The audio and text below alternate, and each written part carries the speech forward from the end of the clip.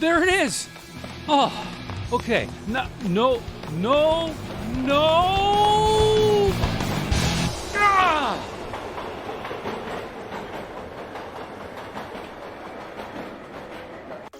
CoCoTALK would like to thank our patrons for supporting our show, so a warm thank you and gratitude go to Al Hartman, Alan Huffman, Blair Ledoux, Brendan Donahue, Brian Joyce, Brian Weasler, D. Bruce Moore, Davey Mitchell, Diego, Disney Saints fan, Eric Canales, Fedor Stamen, Grant Leedy, Jason Bucata, Jason Downs, Jenna Farron, Ken Reichard, Kyle Etter, Malfunct, Paul Fiscarelli, Paul Shoemaker, Richard Lorbieski, Rob Inman, Stephen Wagner, Steve Bjork, Terry Steen, Terry Steggy, The Backyard Shed Gang, Tim Lindner, Tom C., and Tom S. Thank you ever so much, patrons. CoCoTALK is an unscripted live broadcast. Anything can and will happen. The views and opinions expressed by members of the panel and the live audience are their own and not necessarily those of the CoCoTALK show, its sponsors, affiliates, or subsidiaries. Open minds encouraged, sense of humor recommended.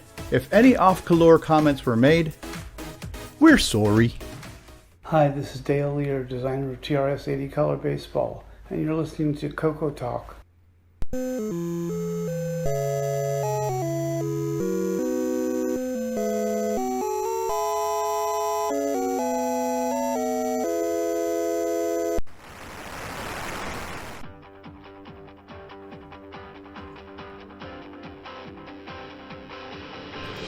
This is CoCoTALK, the world's leading live talk show featuring the Tandy Color computer. It's time to drop your socks, grab your real-time clocks, and let's rock. CoCoTALK is rocking the 8-bit world, keeping the Tandy flame alive. We may be mocked, but we'll never stop, 'cause CoCoTALK is rocking the 8-bit world.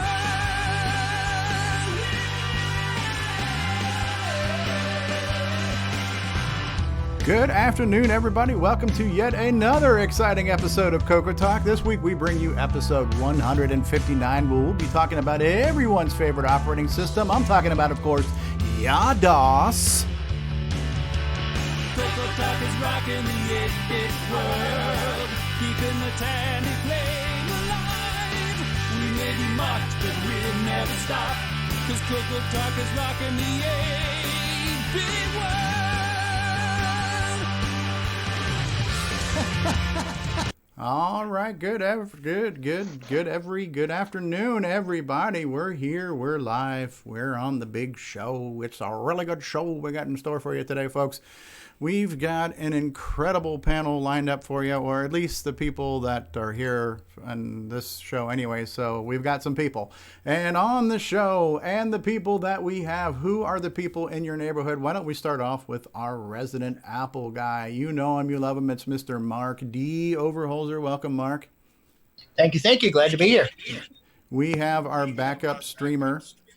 We have the guy with the cool TRS-80 shirt. I'm talking about Mark Bosley. Welcome, Mark. Hello, everybody. The Thunder from Down Under, the magician. We're talking about David O'Connor. Hello, David. Good day. Hello, everybody. Good to be here. We got a guy in Arizona where you can fry an egg on the sidewalk and they don't need no stinking time changes. It's Ron Delvo. Ron is here.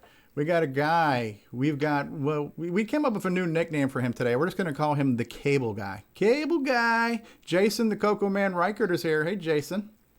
Howdy. All right. I got plenty of wire. We're ready to go. We got a guy digging his way into a digital dungeon here. Our Alan Murphy is here. Hey, Robert. Howdy. Apparently having three names is like a thing. You got to do it. So... but speaking of having three names, the name who is so nice that we must say it thrice. You know who I'm talking about. I'm talking about none other than Nick Marotta. Nick Marotta is here. How are you, Nick? Good day, eh? Nice to be here. Good day, eh? And speaking of music, we have Brian, the Music Man Shoebring, is with us. Hello, Brian. The Wonderland. Yes, whatever that was. That sounded like the Munchkins or something. All right, and we also have a guy who gets some things and makes us all jealous. Brian Weasler is here. Hey, Brian. Hello, all. Welcome. Welcome, welcome. Rick Euland is with us. Hey, Rick. Howdy, folks. Welcome back. Wonderful beard you got going on there. We got a guy with a microphone, and he's got two turntables and a microphone. We're talking about Alan Huffman. Hey, Alan, how are you? Greetings. Another thunder from down under, maker of cheap knockoff software. It's none other than Nick Marentes. G'day, Nick. G'day, everyone. All right. We got a guy who, let's just say, he's sometimes enthusiastic. Sometimes he says stuff like, oh, I'm much happier breaking stuff. We're talking about none other than David Ladd. So, David, I have a question for you. Are you excited about being here today? Oh, yes, I'm fully excited, and I'm ready to go today, Stevie. And I hope everybody is ready to sit back and enjoy the show, because we've got Yadas, and we're ready to pump the digital storage. Let's get the show on the road. Yadas. I could not have said it better myself. David's a happy guy. He's just happy to be here. Speaking of Dave, we got another Dave. Dave's not here, man, but Mr. Dave 6day809 is here. Hey, Dave. Hey guys, how's it going? Well, it's going good. It's going great, eh?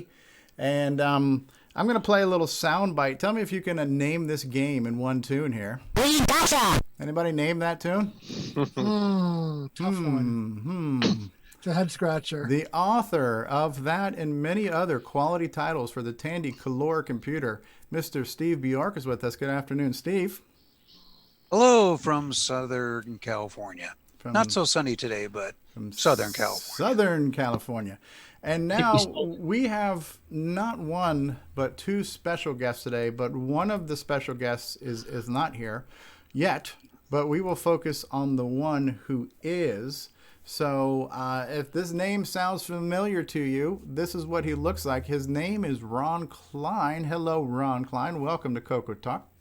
Well, hello, everybody. I'm not sure how I can follow David Ladd there. Quite the intro there.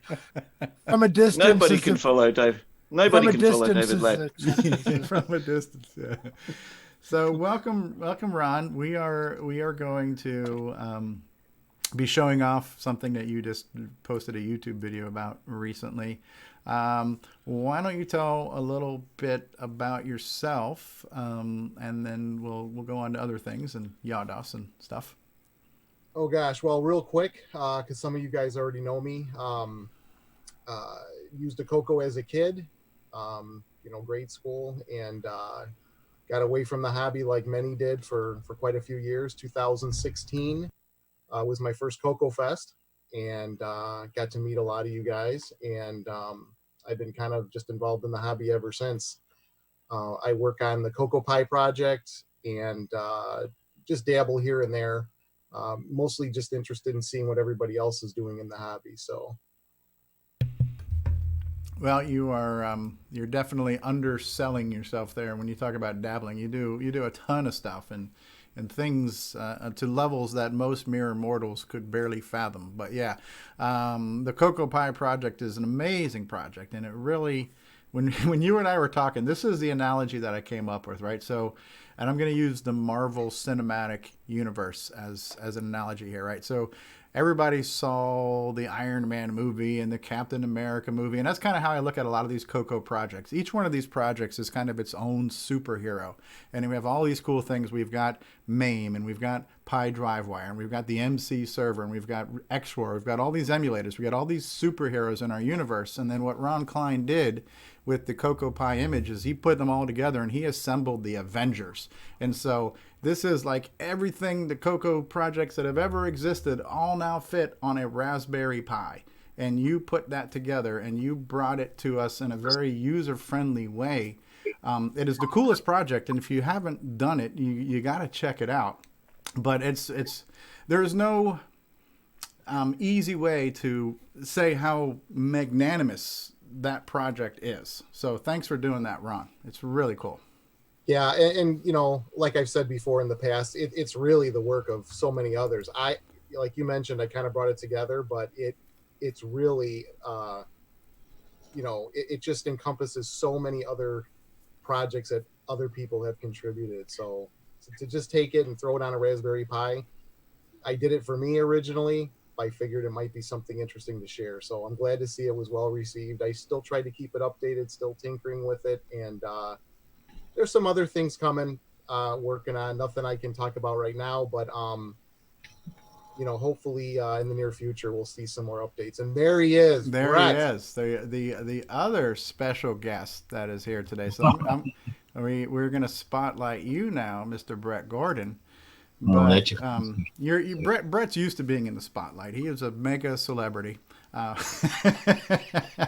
So Brett, we just finished introducing everybody else in the panel. So just to catch you up, Brett, so in case you aren't aware, who's here? We got Mark Overholzer, we got Mark Bosley, David O'Connor, Ron Delvo, Ron Klein, Jason Reichard, Robert Murphy, Nick Marotta, Brian Schubring, Rick Euland, Alan Huffman, Brian Weasler, Nick Marentes, Steve Bjork, Dave Very, and David Ladd, and now you, Brett Gordon. This is your life. And so we're going to be talking about your project. Why don't you tell everybody a little bit about your background and your foreground? Okay. Background is, grew up in the 80s, born 1975. Dad brought home a CoCo 2 for my 2 older siblings. They never ended up using it. I, of course, learned everything about it. And learned BASIC sitting on my daddy's lap because I was too young to read. He would read me the BASIC manual, so I was banging away on the keyboard while he would teach me how to do BASIC. And got back into the CoCo after back in the early 2000s maybe. There was a big snowstorm at my house, and decided to take the CoCo out of the closet for the first time in 20 years or whatever, and hook up to a TV and learned assembler at that minute, and they've been kind of dabbling with the CoCo ever since, trying to come up with wacky, goofy ideas there. Bigger than my britches, but That's cool. And so the first time I met you, and the first project of yours that I remember seeing was my first CoCo Fest was the 25th annual last Chicago CoCo Fest, which I think was in 2016. And you had a project then that was your Global Thermal Nuclear War, which was a multiplayer CoCo game over IRC. So that's one of your first projects that I became familiar with. Okay, yeah. That somehow I managed to win the retro challenge. Yeah. Are you still living off the proceeds of those winnings? Was that lucrative? I beat a lot of ones and zeros, I can tell you that. And of other projects, the Fuzix operating system. How do we pronounce it? Fuzix? I don't know. I think Alan is very tight-lipped about it. Okay. It's a running joke with Linux people. In the old days, everybody was asking Linus how you say Linux. Uh-huh. And so Alan's just extended a few of the in-jokes into the Fuzix world. So he extended that. I'm not going to tell anybody how to pronounce it. So.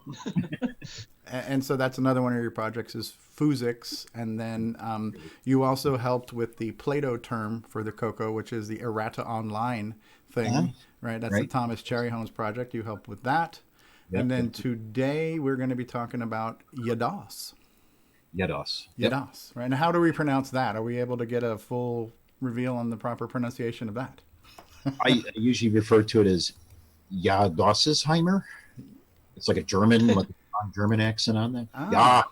Yadossheimer. Yadossheimer. All right. Well, we're going to talk about that today because I said just MyDOS by accident, but I think it's supposed to be YADOS. Yet another disk operating system. Yet another disk operating, because we need more for the CoCo. One thing the CoCo needs is more operating systems. We need one operating system to go with each particular sound card on the market, at least.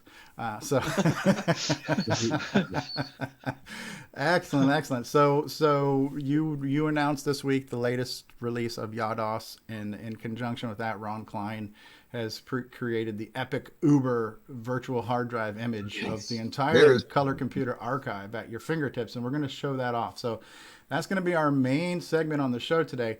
And so right before we do that, since we've done all of our introductions, we've introduced all of the people in our neighborhood, we're going to take a real quick break and just some quick community announcements. So if anybody's got to go potty or anything, now's a good time. We'll be back in about a minute or two, and then we're going to learn all about YADOS. All right, after these community announcements.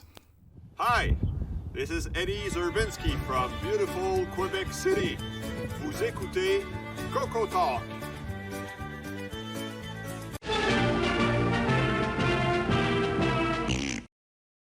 As you're enjoying CoCoTALK, we also want to remind you about the CoCo Discord server. This is a place where people come to connect, to ask questions, to provide answers, to share information, and to socialize. So when you're done, why don't you head on over to the CoCo Discord server and we'll continue the conversation there. The easy to remember link is discord.cocotalk.live. See you on Discord. CoCo123 is the Glenside Color Computer Club community newsletter that's been in publication since 1985. While the Rainbow magazine may be gone, it doesn't mean you still can't have a cool CoCo periodical. Head on over to the Glenside Color Computer website at glensideccc.com and then click on the Documents link to view all the past issues of the CoCo123 newsletter. Not only can you read all of the past and present issues, we'd also love to hear some submissions from you. So if you'd like to send an article, a column, something to talk about, maybe even a program listing, send an email to glensideccc@gmail.com. We'd love to hear from you.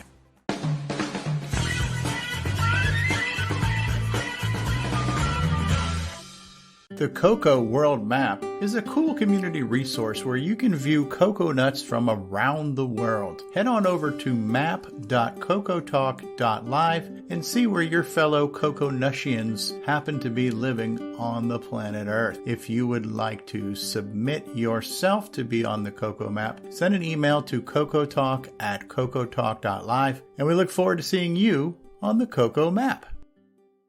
Hey guys, it's Stevie Strode. If you've been watching CoCoTALK for a while, hopefully you understand that everyone is welcome to join this show. You don't need an impressive resume to get on. You just need to enjoy the CoCo and be willing to talk about it. There is no wrong way to CoCo. There is no wrong way to be a fan of the CoCo. There's no wrong way to be on CoCoTALK. You just have to want to talk CoCo. So if you would like to join us, then reach out to us on our Discord server, which is discord.cocotalk.live, or send an email to cocotalk@cocotalk.live, and let's get you on the show and let's talk about the CoCo. Hi, I'm Tim, and you're watching CoCoTALK Live. And I'm playing Daggerath online like that idiot from the book. Can you dial back on the condescension there as you respond there? All right, there we have it, folks. We've just done our panel introductions. We are going to talk about YDOS and Ron Klein. What is the best thing I should do right now? Should I go back through the steps that you did on your YouTube video? If you want it to work, I would not do that. No, actually, that should be. Well, yeah. So what I was thinking about doing, because your YouTube video starts off with talking about the run at 7, because you'd already flashed YDOS on your CoCo SDC. And so what I thought I would do is I would just go ahead and go through the motions of actually flashing YDOS on my CoCo SDC, because it's not that hard to do, but it might be worth showing people. So why don't I start off by doing that? I'm going to switch here. So excuse the infinity effect here for just a second. I just have to find it. Okay, so here we are. We are in infinity mode. All right, so what I've got up here right now is this is Python DriveWire. What I have inserted in disk 0 right now is the YDOS disk, and what is on this disk right now is a program that will let us flash YDOS onto one of the banks of our CoCo SDC. And so for you guys who don't know, your SDC has, what is it, 8 banks, 0 through 7, or is it something like that? And are they 8K banks? 16K 16K banks. Yeah, All right. 16. So there's actually 8 banks of flash stuff on your CoCo SDC, and you can actually flash different operating systems. You could flash game cartridges. You could flash different things through different slots. And I think Bank 1 is reserved for the original Disk Extended Color Basic, because sometimes we have to do a run at 1 to boot out of SDC DOS for certain things because it's like incompatible. So you can do a run at 0 through run at 7 to run different banks that you've flashed. And so what we're going to do right now is and this is all on the disk that comes from the download. So you can get this download from Brett's site, or you can get the download that Ron Klein put on his GitHub, which is a zip file that has everything. It's got the YaDOS disk and it's got the virtual hard disk, right? So I have this, and what is it? Flash, right? So I run Flash. Yes. So I'm going to run the Flash program, and hopefully no magic smoke will come out of my my CoCo. So we're saying we're pulling this from disk 0, and it's going to say what is the image that I want to run, and this is just yados.rom, right? That's correct, the ROM file. So I'm going to type that in. This is all happening on a real CoCo, and the bank I'm going to do is 7. And it says, are you sure you want to do this? I'm going to copy ROM 0, yados ROM to bank 7, and I'm going to hit yes, proceed with caution. I'm going to hit enter, and oh no, the flames, fire, smoke. Yeah. Yeah, just give it a few seconds. There's no status update, but it is a nice utility that Brett includes with the yados ROM. And so I have literally just now burned a new ROM DOS in my CoCo SDC. And so now now the next thing I need to do is I need to eject that disk, and I now need to insert the disk that has your hard drive image, right? Your virtual hard drive? Yes. Okay. Yep. And then there's something else I needed to do, which you're going to remind me. There's a command we have to type that I don't remember. So I'm going to ask you to remind me about that in just a second. Now, if you guys saw a video I posted a couple days ago about when you do things in PyDriveWire's web interface and you mount a disk image, it wants to copy that file to a temporary location before it mounts it. And in the case of this virtual hard drive, it's like a 500 megabyte file. So the process of trying to mount this can take a while. So what I'm actually going to do is I'm just going to copy and paste in the path to where this goes from the folder on my computer. And it was called decbvhd.dsk, right? So that's the file name. Yep. So I'm gonna mount that directly into DriveWire. Okay, and so now my DriveWire terminal is telling me that my DECB VHD disk is mounted, and it's mounted in slot 0. So now I'm going to pick up where your video started, Ron Klein, right? Where you say run at 7, right? Yeah, yeah. We'll have to. Oh wait, no. Let's do the console thing too, right? Yep. So in here, what was that console command again? It's DW space server. Space HDB DOS. Space false. So now you could, and for folks that are using PyDriveWire, you can configure PyDriveWire to boot up with that parameter, but in some cases you don't want it. In this particular case you do. That's why we're doing it manually. Okay. All right, so now I'm going to do run at 7, and this is going to reboot my CoCo SDC into the yados I've just flashed into bank 7 of my CoCo SDC. And I'm now in yados 05A Picard. Okay. And at this point, if I just type in dir, what am I going to see, Ron Klein? You will see the first disk of that hard drive image. So this is the 3,000 disk image. It's already mounted, and yados has already got me on there. I didn't even have to tell yados to mount that disk. No, and Brett, you may want to mention that, you can talk about that, but he does have auto detection built within his ROM for different storage devices, and it works pretty well. Okay. Now, would you recommend, like you did in your video, you changed the width so we could see the fonts a little bigger and whatever? Yeah. So what happens with each of these disk images that are copied to the hard drive image, I'm taking advantage of a feature within DOS. It's also an HDB DOS where you can have descriptive volume labels. And these volume labels are coming right from the Color Computer Archive. That's where all these disk images came from.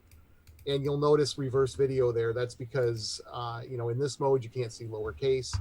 But like on a CoCo 3, if you do like a width 80, these would all, you would see full case, upper and lower for those volume labels. That's why I run width 80. But this is compatible, to be clear. This hard drive image is compatible with a CoCo 1, 2, or 3. As long as you have Brett's yados, you'll be able to access this. And yados itself is compatible with CoCo 1, 2, and 3 as well, right? As long as you have extended basic, right? So it's just like any other disk basic DOS, right? So yes, it's just, with some additional features. But and it's It's also a What happens- 16K ROM. What happens if you type? Is there a make it so command in there? Because it's Picard. You have to ask Brett if he's got Yeah. any Easter eggs in it. That's not a good idea. There might be one next. In the next release. Brett likes that. Okay, so what I'm going to do here then real quick, and I have so many monitors. Pardon me, I'm trying to switch through screens and everything here. So I'm just going to do and what about the minimum RAM requirements? Would 16K work, or do you recommend they have 32K or 64K, Brett? There is no RAM requirement. It's just whatever the minimum is. What was it, 4K back in the real old days? Okay. It only uses basics RAM, so it's no bigger than regular basic RAM wise. So I think it'll work. Okay. All right. So we have right now. I'm in disk. We have a virtual hard drive that's got disks 1 through 3,000. Ron Klein, is that? Yeah, it's over 3,000. They're not all fully populated, but I would say 90% of them are. It's quite a bit. And then part of your archive is basically you have a PDF file where you have listed out what everything is. So I'm going to move that over here where people can see it. So there's a PDF file here. And did you actually print this on a dot matrix printer, or did you just find a cool dot matrix font? No, so I'll give you a little background on this. There's a few pieces that make this little printout up. So Michael Furman, who did Pi DriveWire, yeah, added printer support to that. And he actually, Pi DriveWire has the ability to write out a PDF, and he actually has a dot matrix font as part of it. And that's what I selected. I just thought it was a neat retro look to do that. Oh, absolutely. Absolutely. Yeah, the other thing I'll mention too, traditionally with printing from a CoCo, you normally needed Nitrous 9 or OS 9 to do that if you were using DriveWire. A few years ago, I had reached out to Robert Galt and asked him about, hey, is there any way, what can we do maybe to print from a disk extended color basic, HDB DOS through DriveWire? And he came up with some, I guess I'll call them TSRs, like a little loadable module that you can load, and then it redirects your print number 2 or your L list to DriveWire to a virtual printer. That program, Brett took and actually incorporated that into DOS. So we're able to do that same printing from within this DOS, which is really, for this, it works great, because to get an index of all this, this was one of the easiest ways to do it. So right.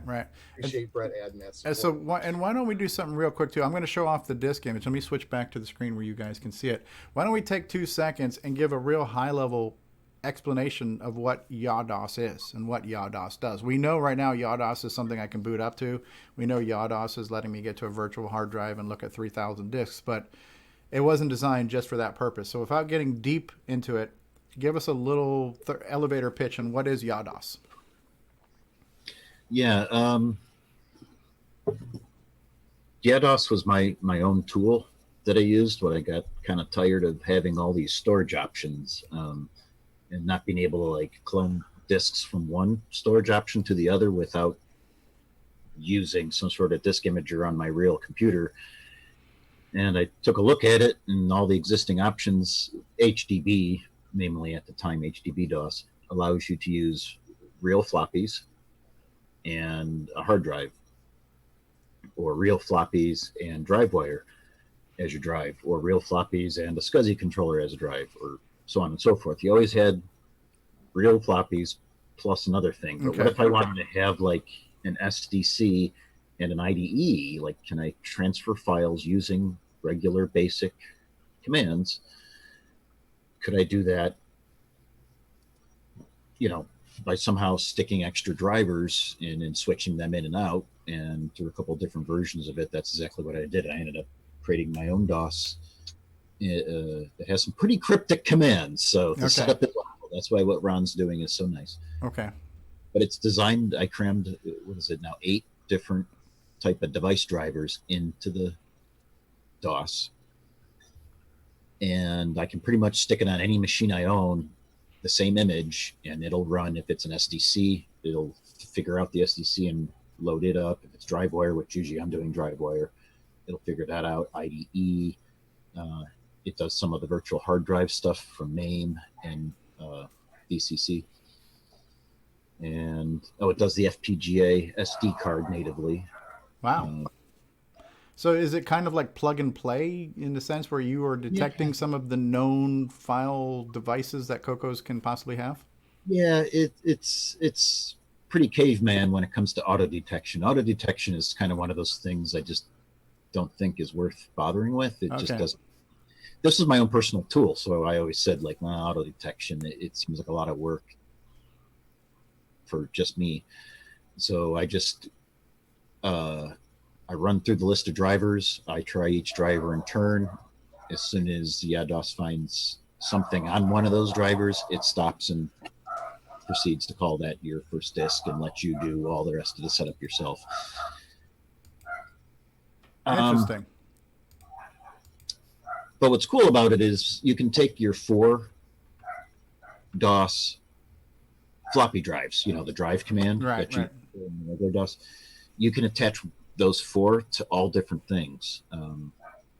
Like you can attach your drive 0 to the SDC. You can attach your drive 1 to the IDE drive if you have one of those. You can attach one to any particular drive wire that's supported.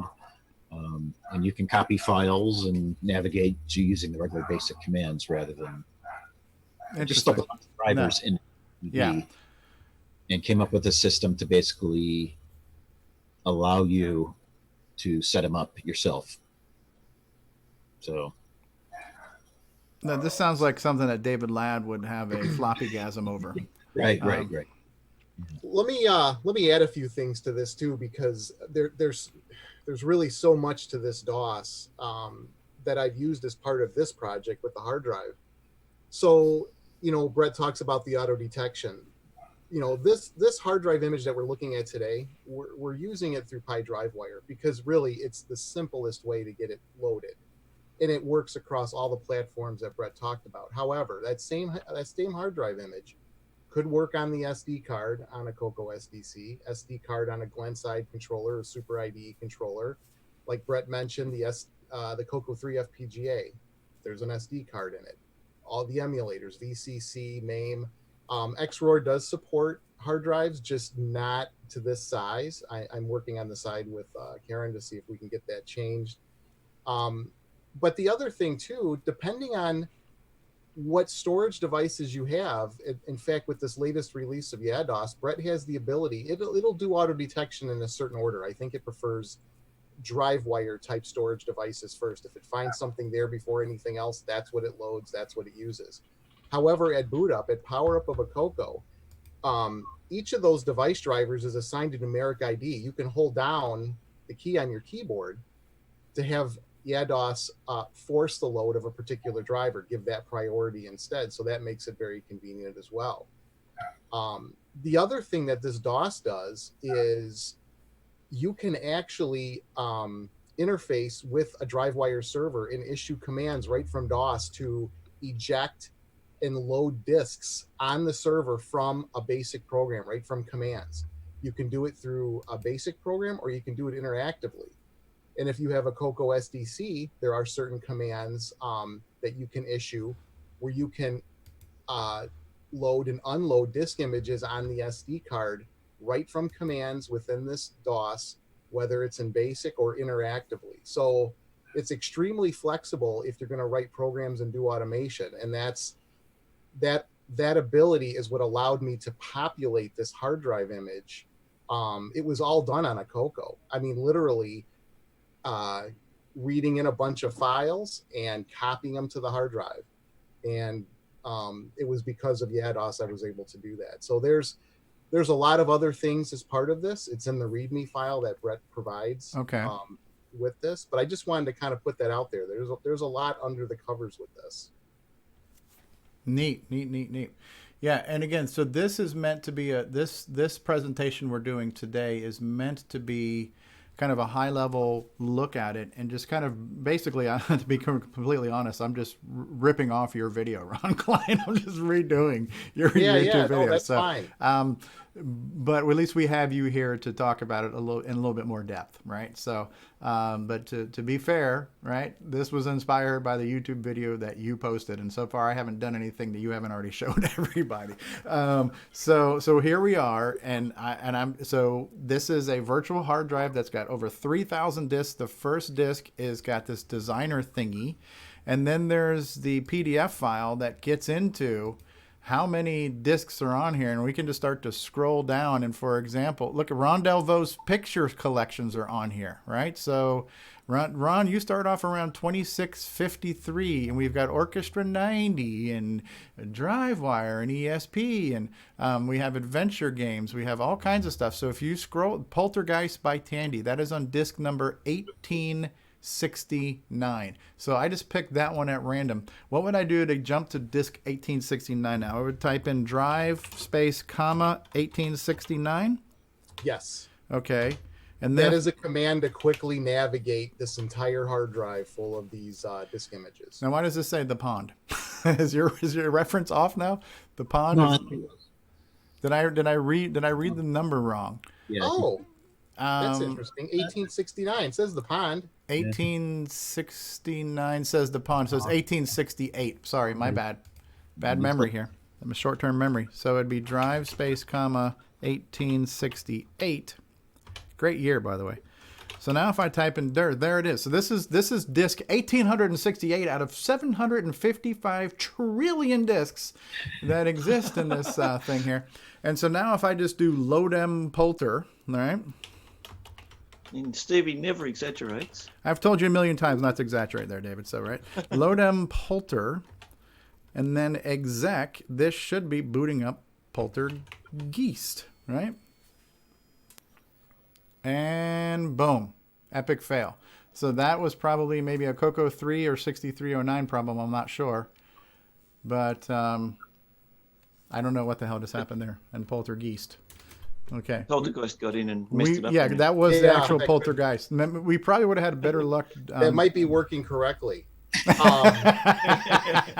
So let me provide a little information about that hard drive image as well. Again, those discs all came from the Color Computer Archive. The only discs that are on this hard drive image are ones that are 161K. The standard 160K single-sided disc images. Anything larger is not on there. If there are games that are using, let's say, special disk I/O, those will probably not work because you're following the restrictions of what Drivewire supports with regards to that. And with the discs off the Color Computer Archive, normally if they're CoCo 3 only, that should be in the description. Again, I carried over those descriptions, but if something was not labeled correctly, again, I'm just carrying over what was there. Okay, this one booted up. The pond boots. Yeah. So you didn't test them all first. And also keep in mind, this hard drive image is something that, for people that want to use it, you can modify this all you want. If you have your own disk images you want to copy to it, you want to reorganize it, it's pretty simple to do. So. Right. Would it be safe to say that most of the stuff that's in the archive is in this image? It's like 3,000 images. That's a lot of images. Yeah, there's still a lot that was excluded just because of the different languages. A lot of OS 9 stuff is not in there. But it is a large portion of it. If you were to go to the archive and go to the disk section, yeah, most of it's here. Cool. So basically, YaDOS is an improved version of like the HDB DOS, because it seemed like to use like a restaurant analogy, it was like you have your main course of floppy and one side. Choose your side, right? And you couldn't order a la carte. I'd like a floppy, and I'd like an SDC, and I'd like Drivewire, and I'd like an IDE flash, and I'd like a hard drive, right? No, can't have it. It's your choice of floppy and one side, right? So this is an a la carte, basically Deck B. It's still color basic, but it's a color basic with a la carte storage options, and you can have up to 8 of them simultaneously. Was there a limit, or is it just 4? It's up to 8. I think Brett said up to 8 storage devices. You can only use 4 of them at a time. 4 at a time, because each one's being mounted to the drive 0 through 3. So there's you, only you can have up to 4 at once, but they can be of 8 different flavors of back-end storage technologies. You can have 4 different SDCs if you want. You can have 3 SDCs and a drive wire. You can have whatever you can squeeze into your. Right. So can you mount? Could you mount, like, say you've got one SDC image and you want to copy to a file from one directory to another? You can use this on the same to easily copy files, like programs, from one place to another? You just use the regular copy command. You mount your SDC on drive 0. You mount your drive wire or ID card on the other, and you literally copy from drive. Just using the regular disk extended color basic copy command. You copy it from one disk to another. Those disks happen to be on different devices, but yeah, it's an easy way of. You can script it all too. So you can copy from anything to anything, basically, from the same device or from different devices. Yeah, that was a major goal. Yeah, I don't do a lot of that, so it might not work. But every time I try to do stuff like that, it works just fine.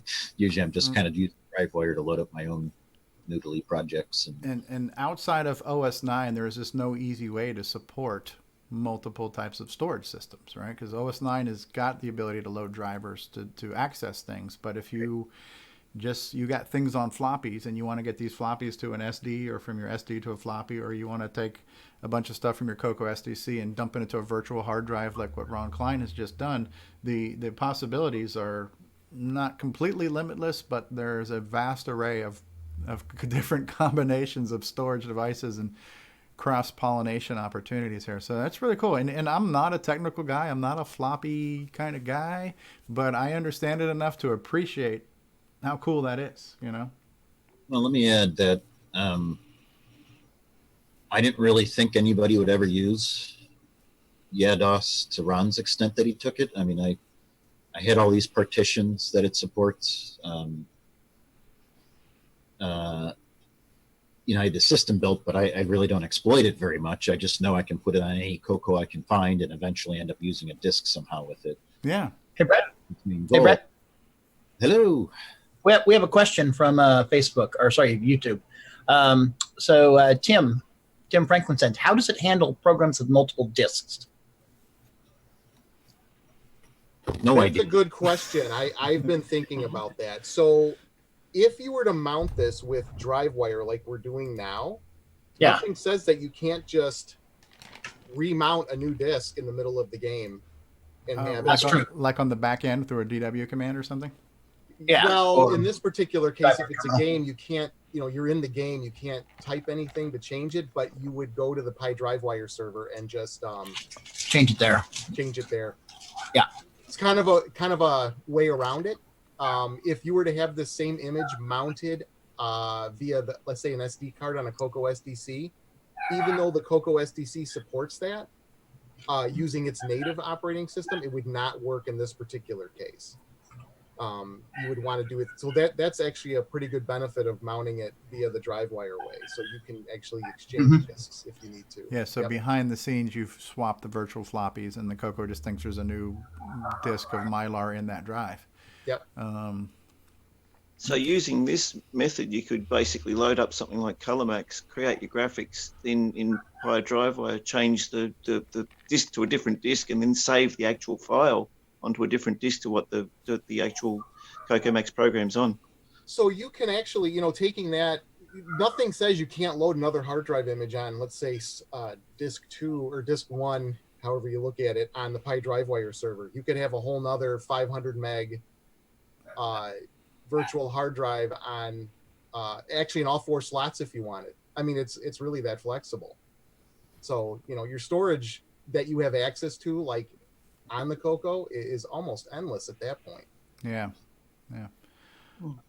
So I did a quick just showing of pulling up a random disk and loading it. Would anybody else like to see me load anything else off this 3,000 disk image, or do you kind of get the gist of it, right? There's 3,000 different disks on this one hard drive. You can go through a list, pull up a number, and load it up.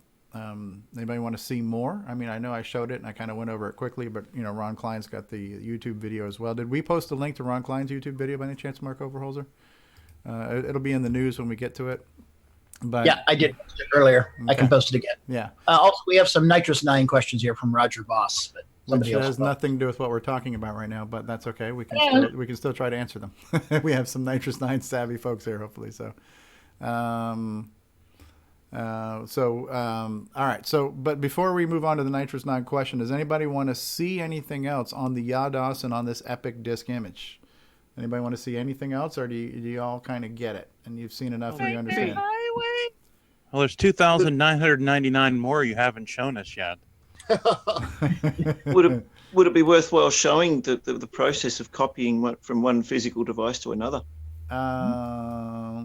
It probably would be, but I don't have other devices mounted right now, and that might slow down the show. So yeah, fair enough. But so this is a plug for Discord. There is a Yados channel in Discord. Surprise, surprise, right? Because Discord, the service that is short on channels, we managed to squeeze one in for Yados. Of the 2 or 3 channels that you're choosing there, Yados is one of them. So if you have a question for Brett, who is the creator of Yados, you can hit him up in Discord. If you have a question for Ron Klein, who is the epic disc dude, you can hit up Ron Klein in Discord as well. What's your name on Discord? Is Mr. GW454. That's a long story. Yeah, so Mr. I'm a car guy. That's where that came from.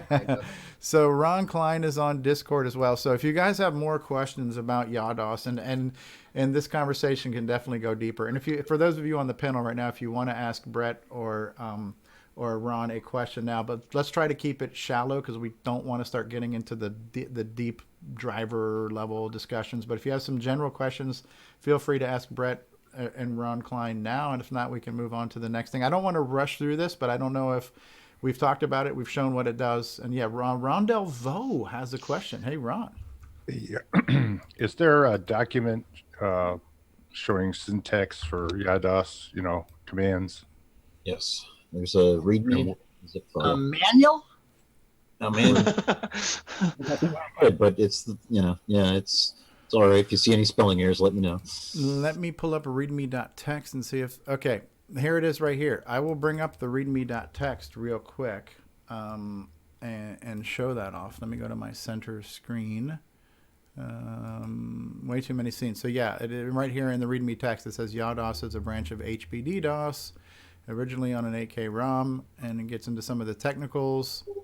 And then if we continue to scroll down here, we might get into, here's your drivers. It talks about the various drivers: DriveWire over RS-232, DriveWire over Bitbanger, DriveWire over the Becker port, CoCo SDC, Glenside IDE, SD card on the CoCo 3 FPGA, MU disk, a floppy disk controller. There are lots of things. So here's some of your commands. Drive M is to mount a drive. With arguments. Drive M by itself is to list the mounts, and drive U is to unmount. So yeah, it's here, Ron. Drive I, drive O, drive dot, and drive comma. So yeah, it looks like they all start with the word drive. Spoiler alert, right? So HDB already did, so I figured I'd just... Yeah. So yeah, it's here. And so if you were to download that mega thing from Ron Klein or whoever, it's in there. I have a quick question. Yeah. Does it matter which version of DriveWire that you use, DriveWire 1, 2, 3, or Pi DriveWire, and works the same way? DriveWire 3. I don't know if the older versions will work. It does work with Pi DriveWire. You can mount this, I believe, in the Java-based DriveWire 3. And what about DriveWire 4 though? Is what I meant. No, I'd have to look at my manual to see if I supported DriveWire. Yeah, I've never tried that one. I've used it and it works really well. It's really super fast, but it's a weird one. I'm not sure if I included it or not. I'd have to look. Okay, that's all right. I just wanted to make sure because that's generally what I use here was DriveWire 4. So okay, back to the normal channels. Brian, was you asking about the DriveWire 230K beta code, or are you just talking about the standard DriveWire 3 compatibility? DriveWire 4. Yeah. Well, that's the Java, but are you talking about the beta code that did the 230K on the bit banger, or just the regular DriveWire? The regular speed DriveWire. The then yes, that it'll work just as standard. Because the beta code for the 230K was unreliable, so that's why nobody uses it. I will disagree with you, David. I've used the 230K a bunch, and YDOS does support it. Now that I'm looking at my README, thanks README. It does support it at 230. It'll do turbo mode or whatever they call it. There's some nomenclature problems with the whole DriveWire thing, but yeah, it'll do the really super high speed experimental stuff, which has proven to be very reliable and fast for me. I don't know, from some of the complaints that was brought up, that's why Tormod stopped building it, because there was too many issues. So, all right, well, let's not make this about that. All right, so it should work on the standard DriveWire 4. All right, so we have a hand up. We have a hand up. Whose hand is up? David Very. That's Mr. Dave 6809. Hey, Dave. Hey, how's it going? Hi, Ron. Hey. It's a comment for Ron and Brett. You know, I got back into the CoCo, and one thing that was holding me back was that I lost like all my files and programs. They were long gone.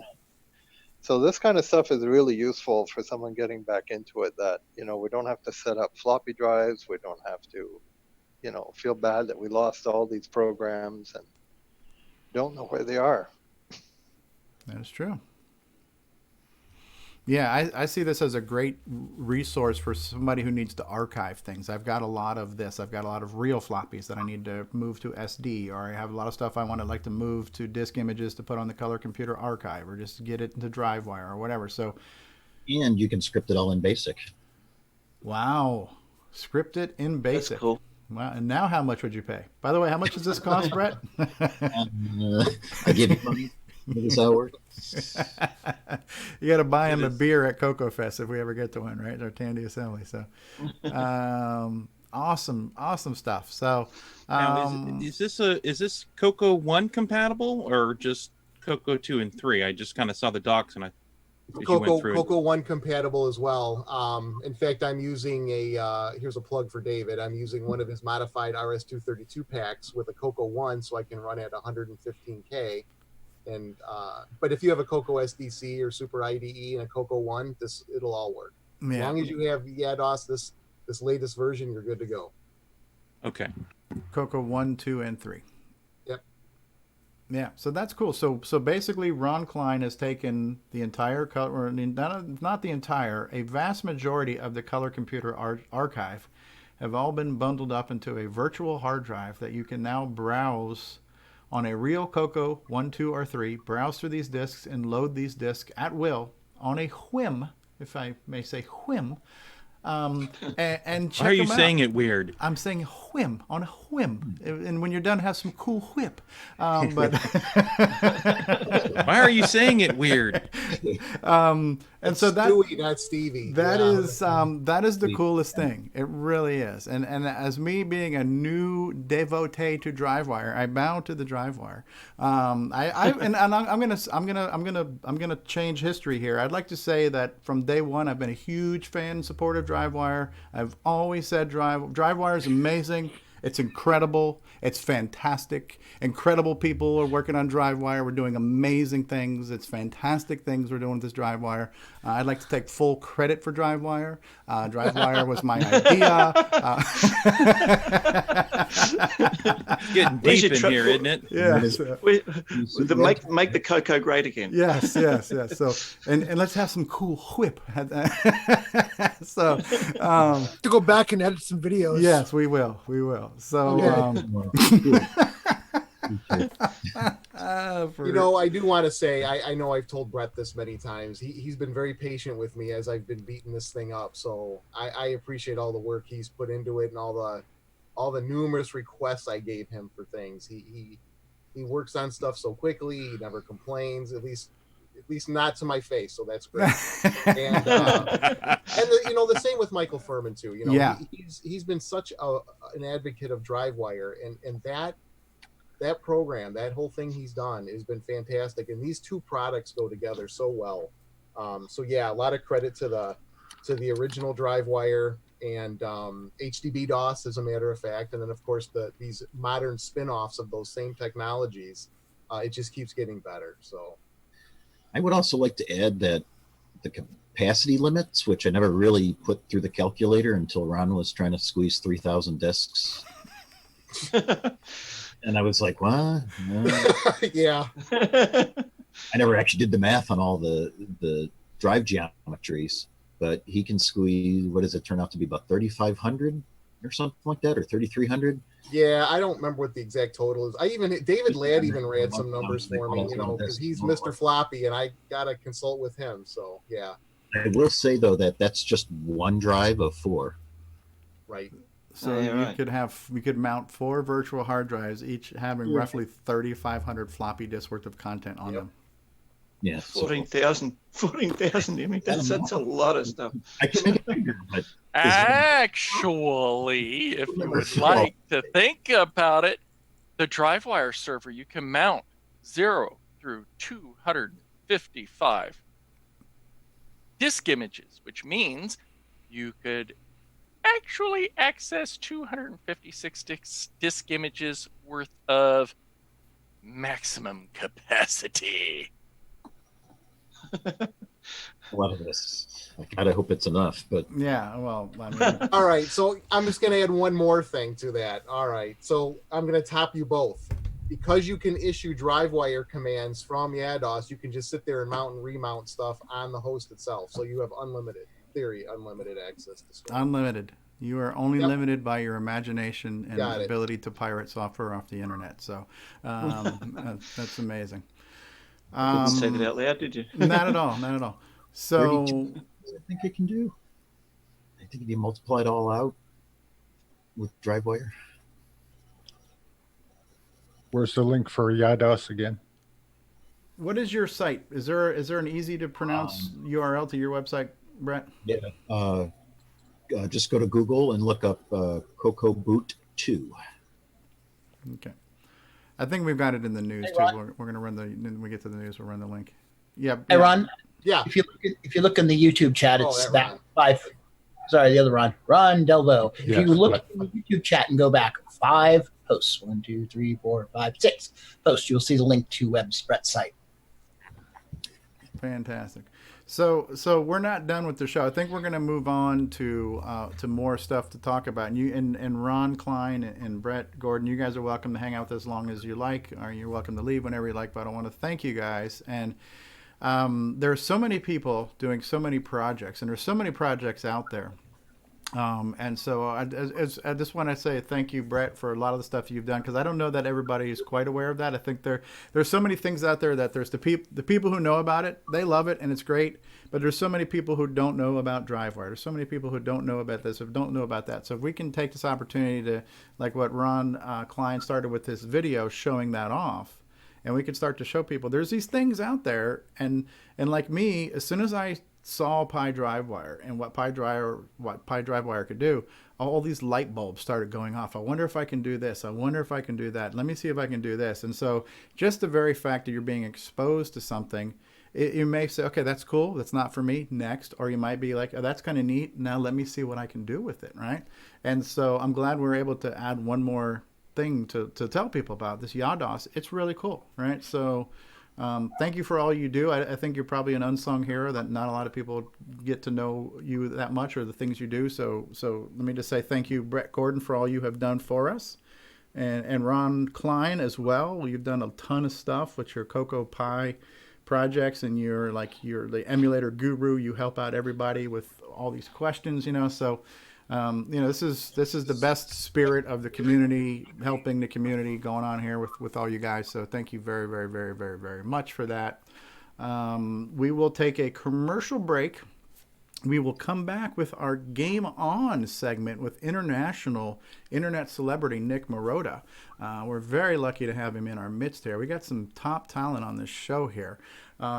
So we'll be back with that. And then as things come up, if you guys have more questions and something pops in your head, ask the question. We'll see if we can talk about that. So we have some commercials here. I'm trying to see which commercial. I tell you what, I'm just such a sucker for Fletcher. It's really hard for me to not run a Fletcher commercial. So we're going to do a little Fletcher, and then we'll be back after these words, and we'll get into GameON. All right, here we go. Where is Fletcher? There you are, Fletcher. After these messages, we'll be right back. Fletcher, I don't need that report tomorrow. Great, JT. I need it tonight. But JT... Fletcher saved $300 on her office away from the office. Radio Shack's revolutionary Model 100 computer. It's a word processor, phone directory, and dialer. It even communicates with the office computer. Fletcher, how's that report? Fletcher. Radio Shack's Model 100. Save $300 and put it to work. You'll go far, Fletcher. You'll go far.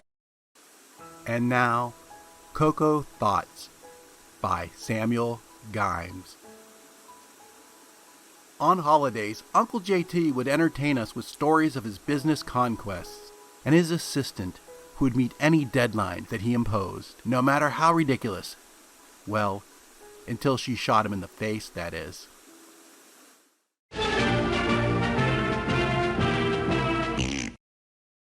Hi, this is the award-winning Alan Huffman of Subetha Software, and you're watching Stevie Fall Off Cliffs.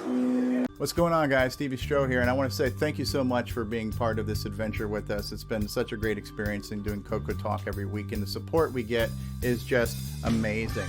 And so the fact that you watch and listen is all the reward that we need. However, if you would like to become a patron of the show and offer some financial assistance towards the production and hosting costs of the show, we do have a Patreon site available for that, and you can reach that by going to our website at CoCoTalk.live and clicking on the Patreon link.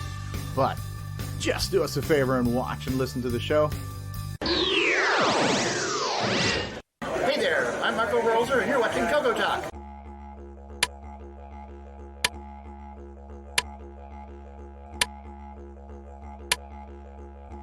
This is not the Joey cereal switch.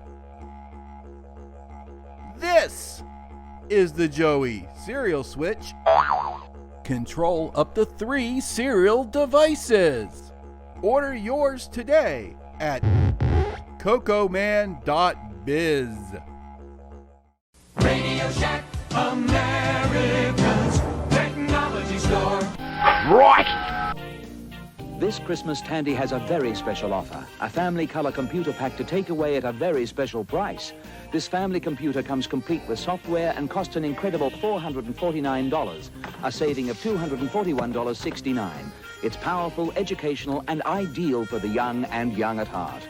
The easy way to start computing. The Color Computer Family Pack from Tandy. Get it while it's hot. Tandy, the biggest electronics store in Australia. Yeah. Hi, I'm Tim. Playing Daggerith like that idiot from the book. You're watching CoCoTALK. All right, everybody, it's time for everyone's favorite part of the show. We're talking about... That's right, it's the GameON section featuring the internet's most eligible bachelor, Nick Marotta. Oh, so Nick, we have a special CoCo Thoughts this week that ties into the game of last week. What was last week's game that all the cool kids were playing? Grabber. All right, so the game we've been playing this week is Grabber. And on that note, Samuel Gimes, the thinker of deep thoughts, has given us another CoCo Thought. So let's hear what Samuel Gimes has had to say this week. And now, CoCo Thoughts by Samuel Gimes. Grabber? I hardly know her! Oh, I love Samuel. Gimes. He's awesome. Samuel Gimes. Thank you, Samuel. Oh, so we had some people playing the game. Do you want to do a talk up, or do we want to go straight to the results? You want to go straight to the results? All right. So the game this week, if you've been living under a rock, was Grabber. We had people play. Let's see how that played out.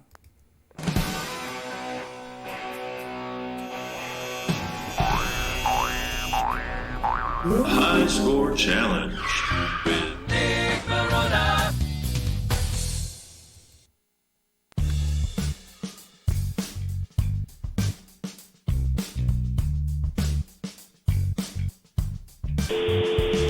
Oh, jeez, guys, I'm really sorry about this. Hold on.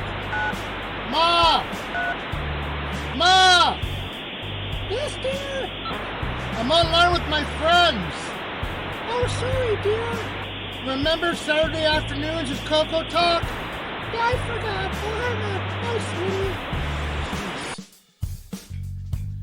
All right, sorry about that, guys. We're going to show the results from last week's contest, if you will. We had 15 players, which I thought was really excellent. Started off a little slow, but we ended up catching up. So Jared Mobley, who didn't submit an actual score, but he did play. Bryza, 400. R. Alan Murphy, 1,400. Terry Stagey with 2,500. Mikey with 3,000. Boat of Carr, 4,000. Grant Lady, 4,000. David Ladd, 4,800. Mr. Dave 609 with 7,200. Tom C with 9,550. Me with 12,950. Stevie Stroh with 13,900. Ben Drake with 19,450. Elkhurst Boyle 58,000. And the winner was Cat Lord with an impressive 65,650. He told me that this was his favorite game. Game he played is one of the few games he plays very well, he said. We'll have to see if that's true, but he did a really good job. Thank you, Cat Lord. And also, thank you to Elkhurst Boyle for patching the game so that it worked for the 6309, because we discovered an issue with that. So that was much appreciated. Thank you for another fantastic week of gamemanship. And I appreciate you all. All right, and there we have it. The game was Grabber. Grabber? I hardly know her. Oh! Ba-doom-chee! Oh! Yeah, that was awesome. Yeah, that was good. That was good. So, yeah, I think a lot of people enjoyed Grabber, and then one of the things that Curtis mentioned was he liked about the game was it's one of the few what he calls fully multimedia games where it's playing background music the entire time. And because we don't have that sound chip to do that, so a lot of games that had music, the music would play, but then not while the game was playing. So this one managed to slice up those notes so small where they could play in between the game cycles, and we could hear the music while the game was playing, and that's a really cool feature. And the whole game is pretty original, right? So there's been a lot of maze type games. So you could say, yeah, it's got a maze, it's got power pills, it's got bad guys, but it's not your typical Pac-Man style game. And the changing of the mazes and that dynamic and everything else make this game, I feel, pretty unique. I enjoyed it back in the day. I enjoyed playing it while I could this week, but I quickly realized I don't think I'm going to get on the damn scoreboard with 15,000 points because I'm just not as nimble as I used to be. So it was definitely a challenge this week. Yeah, that's why we had to take the scores on the honor system, because it was really hard to make it onto the score list. And if you didn't make it on the score list, the score was shown so briefly. So right, it was hard to get pictures and whatnot. So thanks for working around that, guys. I appreciate that. So this is Ben VR Drakes. You can see my screen, I'm assuming. Yep, 16,000 right here. This is Ben VR Drakes, who submitted a link of him playing the game. Mm-hmm. This is great to get links like this so we can show them off. So I don't really feel like I'm in a position to offer much advice since I wasn't that great. But the one thing I did do was the score I got was mostly on the first level, because it was killing the creatures where you really get the points. Right. And you seem to get a lot more points for killing than you do for bringing the X's back to the center. Yeah, it's a low scoring game. It's like 50 points or something for bringing the little thing back to its home base. So one strategy I heard was let the monsters accumulate, and then go kill them, and you get massive points. Yeah, it's kind of like that Pac-Man chain reaction where you get all 4 blue ghosts out. You just keep getting those points going. I think that was Cat Lord who posted that tip, and that was good. The guy who got the best score was sharing his strategies with us even during the quote-unquote competition, so that was kind of cool. Plus, he made it far. He was able to do both. He was able to milk the levels and make it far, which is a killer combination. Yeah, and the speed and aggression level of these bad guys. It picks up pretty quickly. By like level 3 or 4, they are like some evil SOBs, Yeah, it's a really neat game, really unique in what and how it plays and the mechanics, how you have to keep switching between screens. The fact that it really showcased music and sound. It was one of those games where when you had your friends showing you how awesome the Commodore was, you could show them something like this and say, you know what, our system's pretty cool too, So, yes. And there he goes, putting up that name. See, that's a screen I did not see this week. Oh, yeah, look at that. Yeah. Anybody else have anything they wanted to say about the game? Yeah, I think also when you're reading off the names, I think you missed Paul Thayer's name. His score was right there too. I don't remember if you actually called him off, but yeah. Yeah, no, this is cool watching Ben's play-by-play video. I think Curtis posted one in the Discord channel too, in the high score screenshots room. I know Rob Inman was playing last night too. I don't know. Yeah. I didn't see a score submitted, but I know he played. So we had a good number of players this week, which I was very happy about, because this is definitely a challenging game, and the fact that it didn't work on the 6309 was a bit of a turn off to some, because their machines have 6309s. So. And that's interesting too. That's actually spawned there's some people looking into that to figure out, does the 6309 actually have an issue, or is it something in the game? Or so there's actually some investigation going on into that, because Curtis says the fix he made should not have worked. He basically changed an indirect call into a direct call, and it ended up working. So they're looking into that. Yeah. So that was kind of like halfway through the week, towards the end of the week. When's it, Thursday or whenever he got the patch out? I don't remember. Wednesday or Thursday, yeah. So for those of us who are trying to play it on real CoCos, and for us snobs who have 6309s in our CoCos, because we're the 1%, as I've been calling the them. 1%ers, because we're just too good for that 6809. We couldn't play the game, but Curtis worked tirelessly and effortlessly to get it patched and get it into our grubby little hands, and so I was able to play it a few times and had fond memories. Who else wants to chime in on their thoughts on the game in general, and if you played it this week?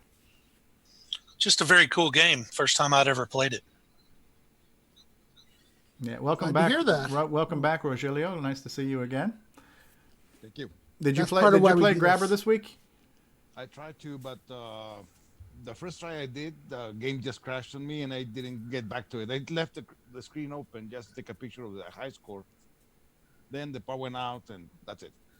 Was it 6309 you have? That was my motivation to continue that. Oh, But that's it's too a bad. good game, and it's one of the best games. Yeah. Oh, good. Your volume is a little low there. I don't know. Anyone noticed that at all? Yeah, it's a mic little low, volume's but that's okay. I could hear him. Yeah, it's clear. It's really clear. I like your shirt, Expressions of Vader. I have that shirt too somewhere. That's good stuff. Yeah, it's like Moods of Vader. Yeah, so I didn't get a chance to play it a lot. I had a lot of like real work to do this week, project-based stuff, and I also managed to crank out a couple of tutorial videos. So I had a fairly busy week, but I did get in and I played the game, so I don't have to be shamed into not playing this week. So good stuff, yeah. Yes, thank you for supporting segments on your show. Absolutely, Steve. I appreciate absolutely. that. Listen. No, you've been busy, I know, so I don't take it personally. Anybody else have any Grabber thoughts, memories, or experiences they want to share with us? Anyone? Really, it's the music. The music was really what I loved the best about this game. Bueller. That was impressive. Yeah. The music is good, and it changes. And the first time I made it to that the bonus round, I was like, oh my god, I can't think. I'm trying to solve that maze puzzle before the time ran out. And the first time I tried it, I couldn't even finish the bonus round before the time ran out. I played it again a few more times. When I made it back to that bonus round, I actually solved that and got like 3,000 or 4,000 points. So that's another good way to get scores. Not only do you want to try to accumulate, get a lot of bad guys on screen and then kill them with the power pill for points, but then clear that bonus round, because that's an easy multi-thousand point on your score if you manage to get past that. So real quick, Nick Marotta, before we announce next week's game, I had a brief conversation with Brett Gordon before we went live today. So what you may or may not be aware of is that Brett Gordon produced a game for Retro Challenge back in 2016 that was called Global Thermal Nuclear War. And it's a game you play on your Color Computer 3 that is actually multiplayer. It actually, through DriveWire, connects to an IRC server, and people can play against each other. So this is a true multiplayer CoCo game. So what hopefully we can maybe do in the next week or two is our next GameON challenge could maybe be that, because we can literally be playing against each other in the game, trying to drop nukes on each other. So I was thinking that'd be a really cool way to not only have us all playing as a group on an individual basis, but playing on a group in a multiplayer basis. So we're going to try to work out some of the technical logistics. Yeah, that'd be great. So maybe in a week or two, because I know you're going to reveal next week's game right now. Yeah. So at least the week after that, and if we have to hammer out some of the back end stuff, we will. But I think that'd be really awesome. Cool. Because we're due for a CoCo 3 game in a week or two, yeah. so that's awesome. And the new feature we have where in Discord we can all show the wall of games we're playing together, so we can have that whole Brady Bunch thing. We could all see ourselves playing each other as we're playing each other, nuking each other in global thermal. And there's nothing better than nuking your friends than to be able to show the world how bad you just pwned one of your friends, right? So, so that would be kind of cool if we can pull that off. That would be. Yeah, I'd love to do that. Hey, Brett. Yeah. Oh, sorry. Brett, do we need to set up an IRC server somewhere that we can control the speed? Maybe, but I'll look into how that works. I forget. Yeah, keep me in. Well, previously there was a throttling problem, but he was using somebody else's IRC server. So there's always a throttling problem. That's built into IRC. I think even if we run our own, we'd still run into that problem. I don't know. Okay. We'll look into it. Right. We have more options now, so keep me informed. Okay. Yeah, that'd be cool. All right, so do you want to announce Nick Marotta? I stopped your sharing. Do you need to share to show? Yeah, I'll next week's thing? share. Okay, because you were starting to show a whole nother game on. Yeah, your YouTube I channel, didn't realize the video ended. Okay. Sorry about that. So I'll let you share again, and drum roll, please. We're about to find out what game the entire world will be playing next week. We're holding our breath now. All right. So next week's game. Oh, I hate when that happens. Okay, next week's game will be Dun, dun, dun, dun. Boulder. Bashing boulders. It's called Bouncing Boulders. Bouncing Boulders. Which I noticed Stevie started playing, and there was also a clone of this for the Dragon that was talked about this week, so I thought it'd be a good game to try out.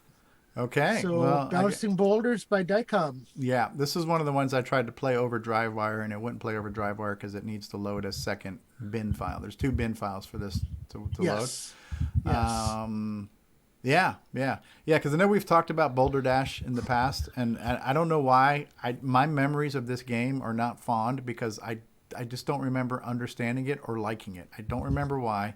It doesn't seem like it's a super complex game, but for whatever reason, it just missed my, it missed pulling any of my heartstrings and of all the games I played back in the day. So I really want to give it a chance to.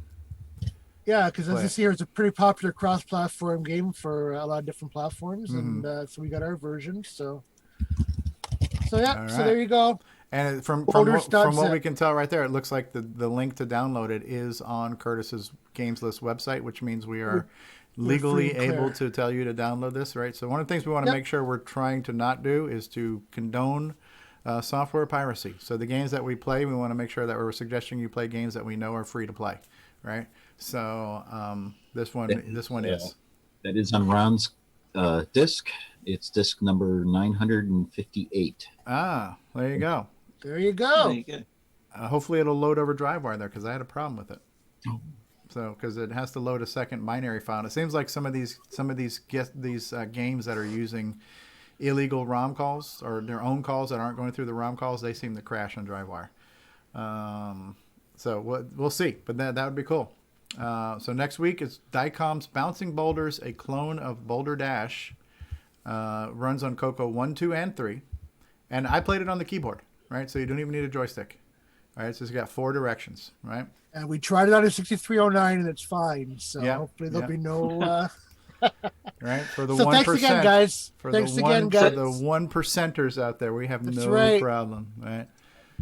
So sorry, that's CoCo 1, 2, and 3, yeah? Yes. I might have missed that. Yeah, it is. It uses the artifact colors. So if you're in RGB mode, you have to, switch to composite. See how And if using you're on a all CoCo, the...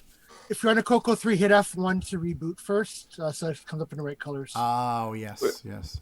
Or if you're in if you're on a CoCo 1 in Australia, you get black and white. Yes. Oh Yep. my. So that's next week's game is Bouncing Boulders. Bouncing Boulders. All right, so we are at 3. Is that the right time? 3 o'clock? 3:20. 3:20. So we've only been doing this train wreck for like less than an hour and a half already. We're doing good. How did that happen? We're doing good. I was concerned that we would not have enough time to cover news, but I think we will. And then we do have some project updates and acquisitions. I know a few people said they had things they wanted to talk about or share with us. Is anybody pressed for time and you maybe want to go through whatever your acquisitions are before we get into the news? Maybe we'll just do that. How about we'll do project updates and acquisitions now, and then we'll go back and then we'll cover the news after that. So we're gonna stop that. We're gonna do updates and acquisitions. I'm gonna stop sharing in case anybody else needs to share or go full screen. So who all had stuff to show off? Mark Overholzer. Okay, well we got Dave Very's on the list. Mark Overholzer's on the list. I think Brian Weasler. Did you have something you wanted to show off this week? All right, so we're gonna go in that order to start. So we're gonna start with Marco. Let me spotlight you. Mine's quick. That's fine. Somebody had mentioned this little book, and so it's kind of cool. It's by Dr. Gordon Wolf. Talks about how to interface different stuff to different computers, including the Tandy color computer. And I thought it was interesting when I was reading the section on the hardware interfacing, the comments he had to say about the Tandy color computer. Anyway, it's just kind of a poor book. It's pretty beat up, but hey, it's one. Anyway, I'll read here the section on page 44. It says, Tandy color computer. The color computer from Radio Shack, Tandy Radio Shack, is probably one of the most underrated computers on the market. And then a few lines later, it says, Tandy has done a great disservice to this little machine by selling it primarily as a games computer. Anyway, I thought that was a really amusing comment in there. So we had a neutral third party singing the praise of the CoCo, saying it's more than just a game machine, right? Yep, definitely. And what year that book came out? Like I said, around 85, 86 or something? Yeah, it's like 1986. This is the second edition. So let's see. Second edition, first printing, 1986 cab books. Wow, that's cool. That's cool. I think most of us here would agree with that comment. Oh, absolutely. Preaching to the choir. Amen, that brother. book's really kissing up to us already. It is. And I'd like to remind everyone that I've always said DriveWire was an incredible product. It is fantastic. You can do amazing, incredible things with DriveWire. DriveWire is amazing. It's fantastic. It's incredible. Mr. Dave. I need a shovel. Mr. Dave Veary, you are going to show us something, Mr. Dave? Yeah, I have about 3 hours worth of acquisitions. Excellent. All right, let's get out our popcorn. All right, can I share? You can share. Somebody's got too much time on their hands. Yes. Keep saying that. He's going to share. It's going to be fantastic. It's going to be amazing what he shares. It's going to be incredible sharing. It's going to be amazing. There we go. Okay, we need to mute some people who are not speaking because I hear thumping. What are we looking at here, Mr. Dave? All right, we're looking at we're looking at two MC10 computers. Yes. One of them was brand new. Like I broke the seal on the plastic. Okay. Wow. Just for fun. Wow. Did it still have that and the new other one MC10 has smell? some video problems. Okay. Yep. So that was a pretty good find. And the other MC10 has some video problems, which is even better because it gives me something to fix. There's a pile of Tandy games, CoCo games that I got from Tandy. Henry Wrightville. He gave me a lot. Yeah, he gave me a good bunch of cartridges. So send me a bunch. Okay. And this first CoCo 1. I just bought this computer, and it's really in good shape. Yeah, super It clean. looks like a but I nice guess we have a looks like a CoCo keyboard. 2 Yeah, keyboard it looks on like it. an e-board version, early e-board version with a melted keyboard. So I'm gonna pull up another image. Yeah, you of were that. starting to kind of silent us a little bit. Your bandwidth was breaking up when you were screen sharing, I think. So, Okay, let me fix that. okay. Ooh, what So are we here's looking at the here? inside photo of my. That's inside my CoCo 1. Really super clean. That is. I'm very happy with it. What's I those? know people have been asking me what I'm going to do to it. And let me guess, And there's a I Raspberry think I'm Pi. only going to update. No, I'm only going to upgrade to 32K. Okay. I'm not going to do any non-factory mods to it. Interesting. Yeah, it looks like it's got the original 16K chips in it there. The caps are still in there, not snipped. So who is this Mr. Dave impersonator? Oh yeah, there's no Raspberry Pi going in there. No cray. There's no wires everywhere. The flux capacitor. No cray. That's my little MC10 at work. Yeah, looks good. I'm pretty at a computer. Now, I did buy 2 of them because one of them I'm going to hack the crap out of it. What's that square wave on your scope displaying there? A square wave. That was David Ladd's. That was David Ladd's pulse when we mentioned we could mount 4 hard drives at the same time. That was a really silly question, wasn't it? What was that square wave? Square wave displaying on your It's a square. Well, it's a square wave. Yeah. Now this is cool, Dave. I like what you've been doing here. Yeah, I'm playing with my GA device for my CoCo, and I'm going for the neon colors. You're succeeding. Now this is funny because this is still the monochrome image coming out of my CoCo. I don't have a video chip in there yet, but I found a way to hack that, and it's in the mail. Thank you, Mark. That was coming. You got your mixed case there. And I think last picture, what do I have?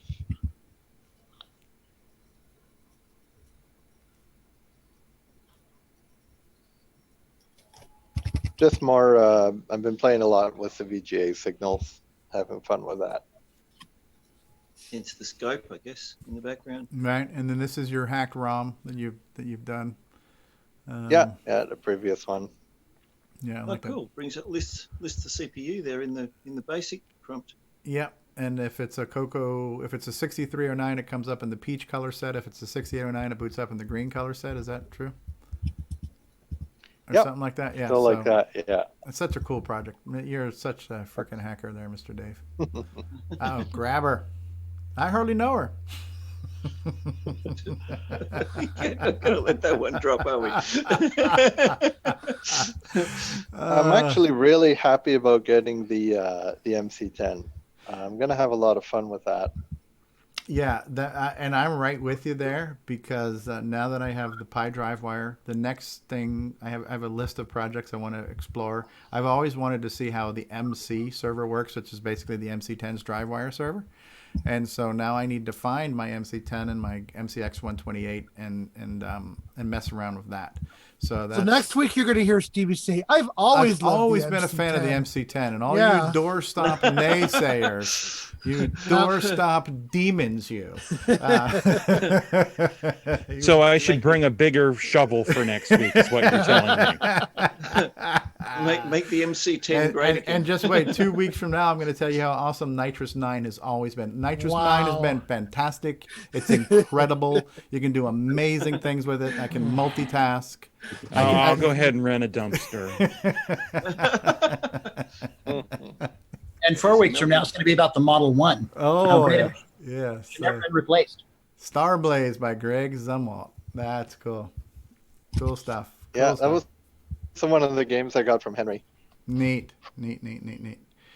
Cool. All right. Does that conclude your showing and telling and sharing session there, Mr. Dave? That's the condensed version, yeah. Okay, all right. And for more of that, hit him up on Discord. I am now going to spotlight Brian Weasler. Brian Weasler always manages to find something interesting on the Bay of E. So what have you obtained this week, Mr. Weasler? Can you hear me okay? We can hear you, yes. Okay. First off here, game. Let me switch here the camera, sorry. Look at you with your fancy switch in there. Oh, nice. Castle Guard. Oh, Castle Guard. Yeah, I've been wanting to get this one here, so that was just received that one this week here. So I'm just gonna say right now, Nick Marotta, if you ever make Castle Guard the game of the week, you're fired. Okay. Worst game ever. I thought we wanted to spotlight all games. Yes, sure. All right. So and then the other thing I'd like to show is it was a group sale on eBay. It was kind of a lot that had a particular computer that I'll show here in a second. Okay. But it also came with some nice stuff. And the only reason I wanted to show it, we've all seen these manuals though, but I was just really impressed with how clean they were. I mean, these things are look at that. They're still shiny. And what I like about this one is I have the one that says the extended, but it's the one that's this orientation, not this portrait. Oh yeah, the tall one, not the wide one. Yeah. Yep. And so this is the wide one. And now of put course that back for 1 second. Does that say Color Computer 1 or Color? See, there's two versions of that. There's the extended basic for the Color Computer, and there's one for Color Computer 2.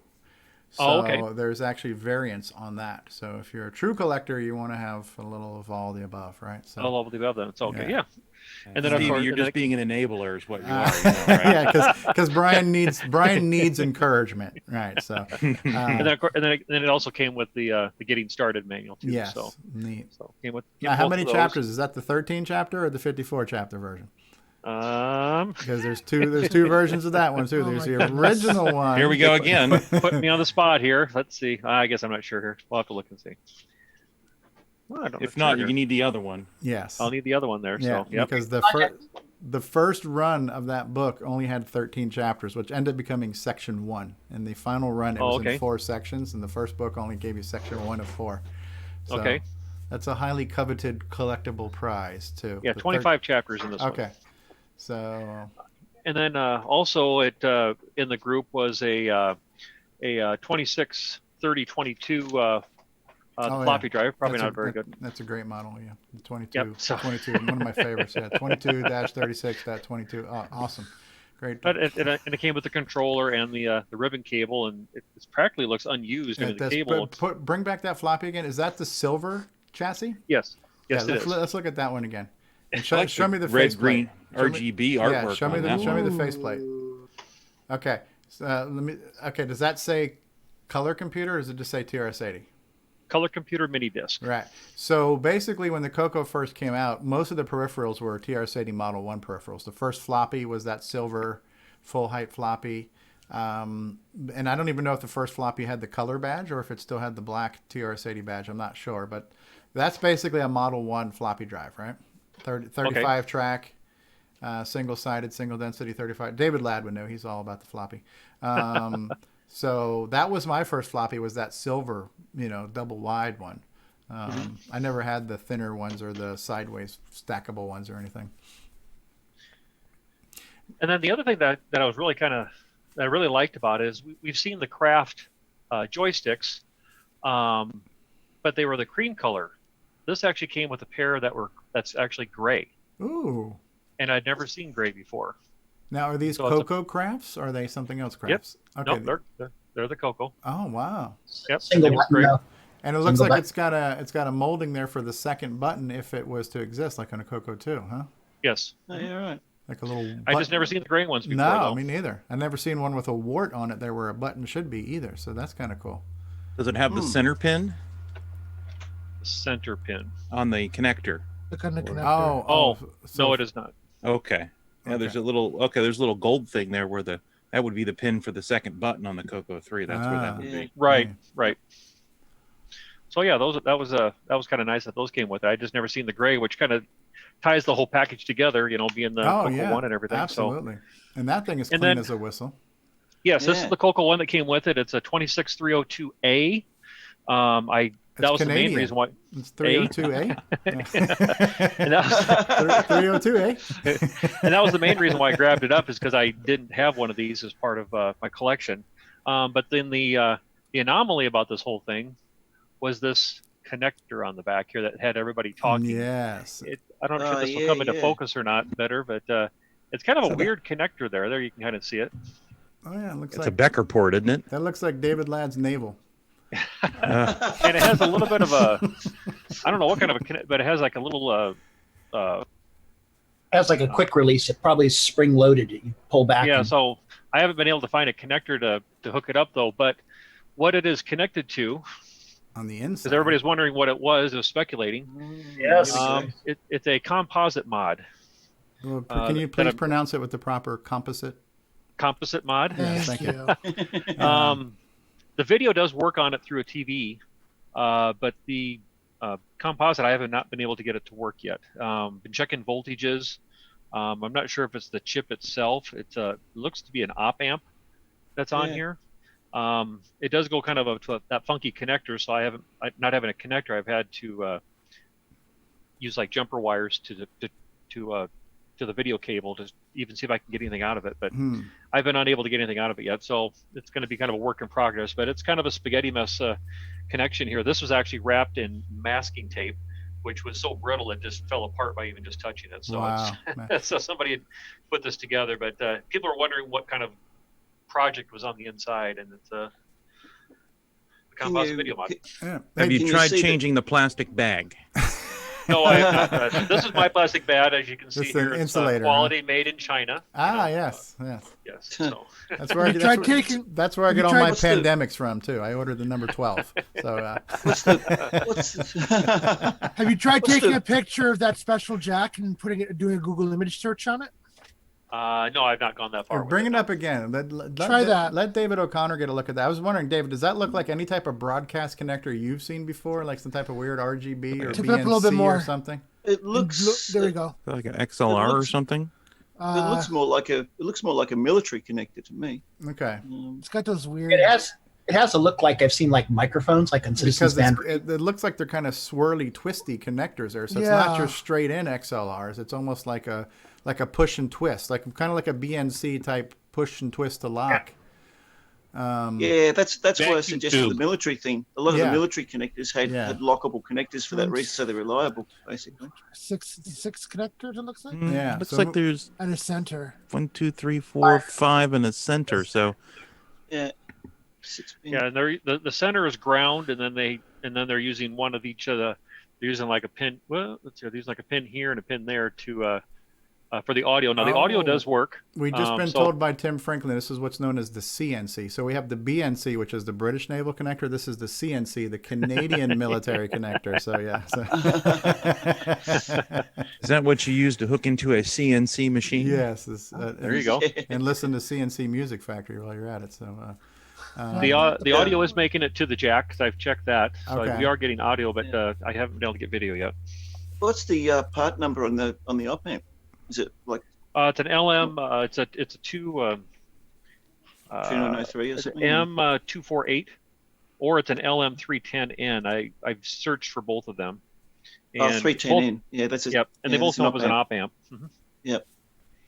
So I might try replacing that, or I might just pull the composite mod out of it and call it good. So LM310N, you should be able to. I think it's a single op amp.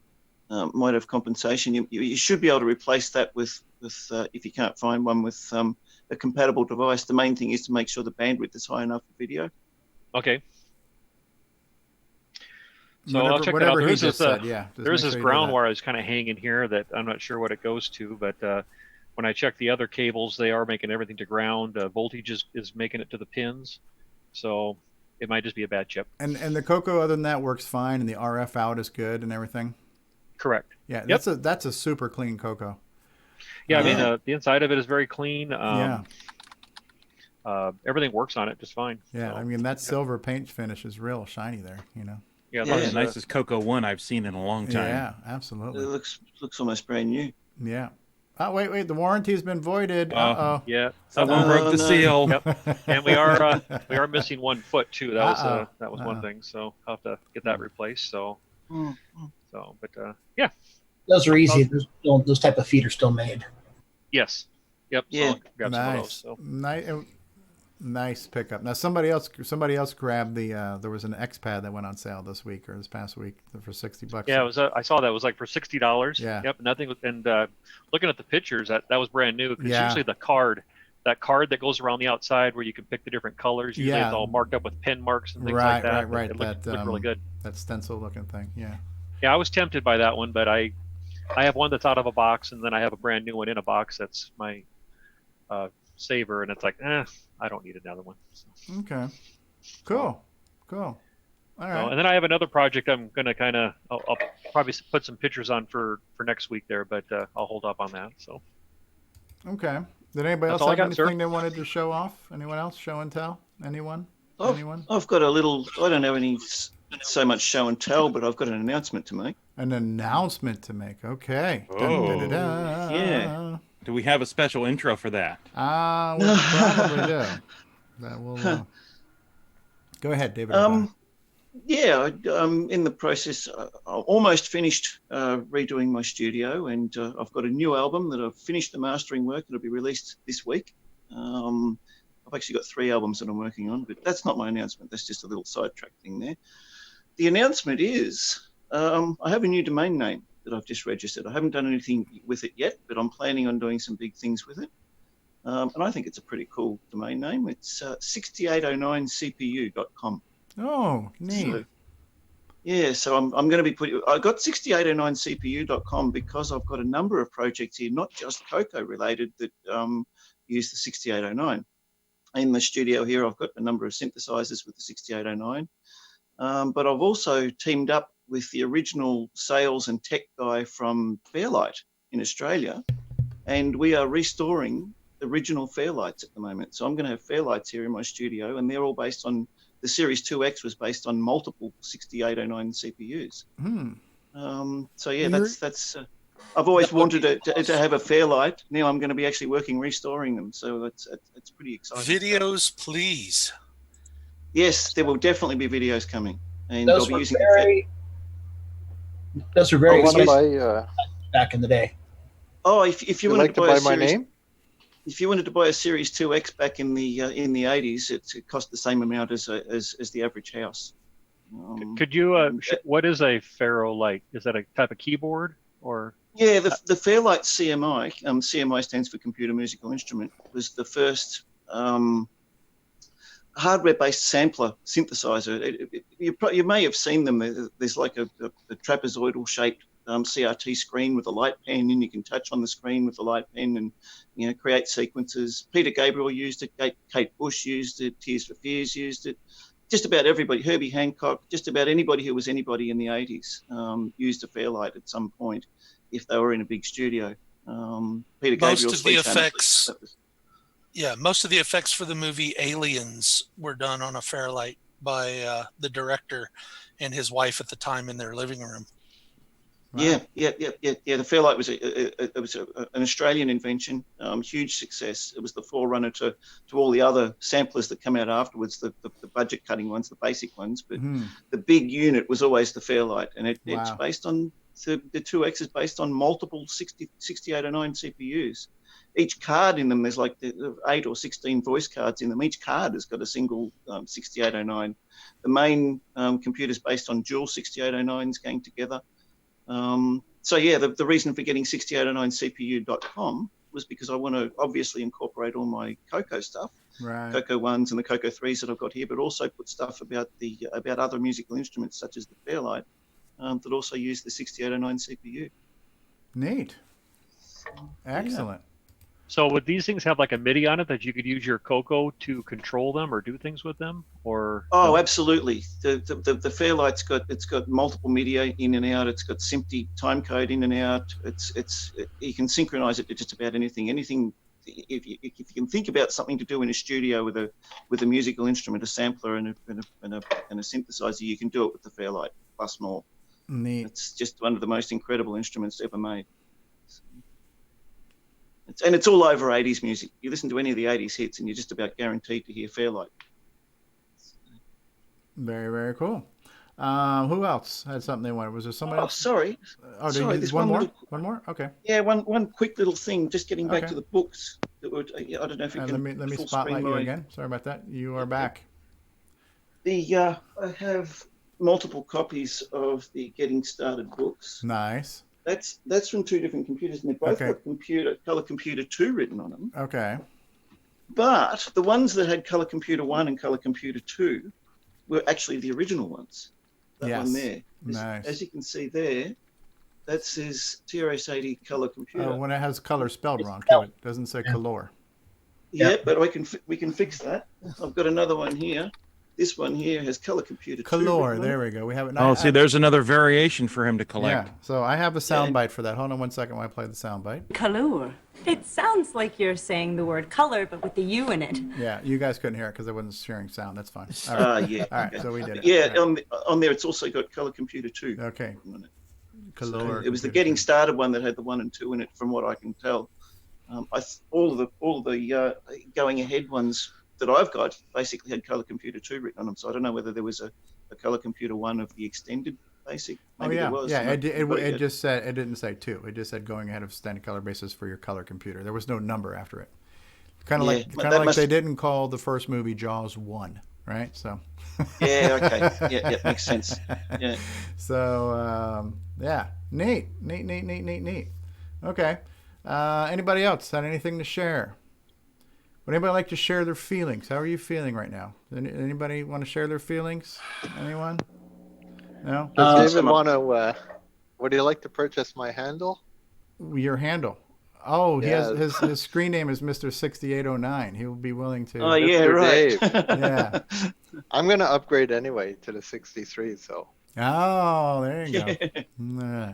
Yeah, I was contemplating that because a lot of people are using 6309s in place of their 6809. I thought, is the 6809 going to be, relevant to keep that domain? And I thought, yeah, of course it is, because that's the CPU that we all know. That's it. Don't let them bully you. The original. Resist. The original. The original. All right, so we're going to take a quick commercial break, pause for the cause. We're going to come back. We're going to do some news, and then we're going to put a fork in this thing and put us all out of our misery. But thank you all for still being with us on the panel. And if you have to go, you have to go. We got 46 people watching us live right now. To each and every one of you, we're sorry. And we'll be back after these words. And now these messages. Hello, I'm David Ladd. Thank you for watching CoCoTALK, the world's leading live CoCoTALK show. Good day. This is Nick Marionettes. Crikey. After you buy Gunstar... Stop right there. Okay, fine. After you bought Gunstar, go ahead and buy your copy of the Coco Fest edition of Nightmare Highway. Nightmare Highway. It's a quarter of the quality at half the cost.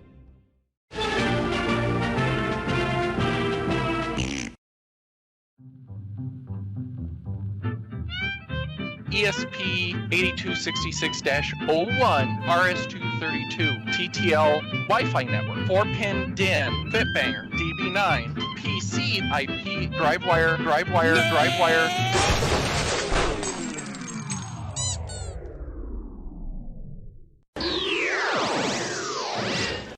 This portion of Coco Talk brought to you by Placeblex Dietary Supplement. Placeblex, thought to help you with your floppy life.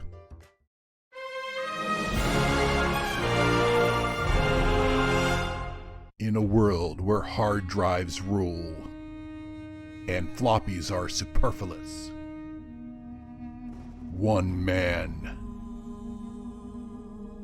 one legend,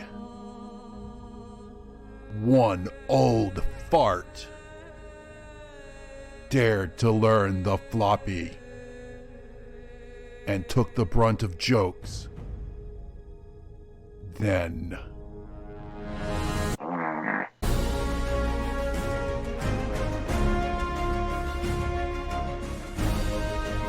all hard drives and SSDs died, but the floppy survived.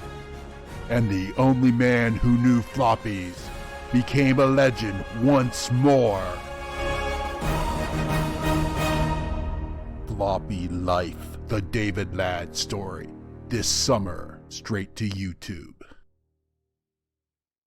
8-slot MPI, floppy drive, CoCo SDC, Sound Speech Pack, Orchestra 90, RS-232 pack, modem pack, Super IDE.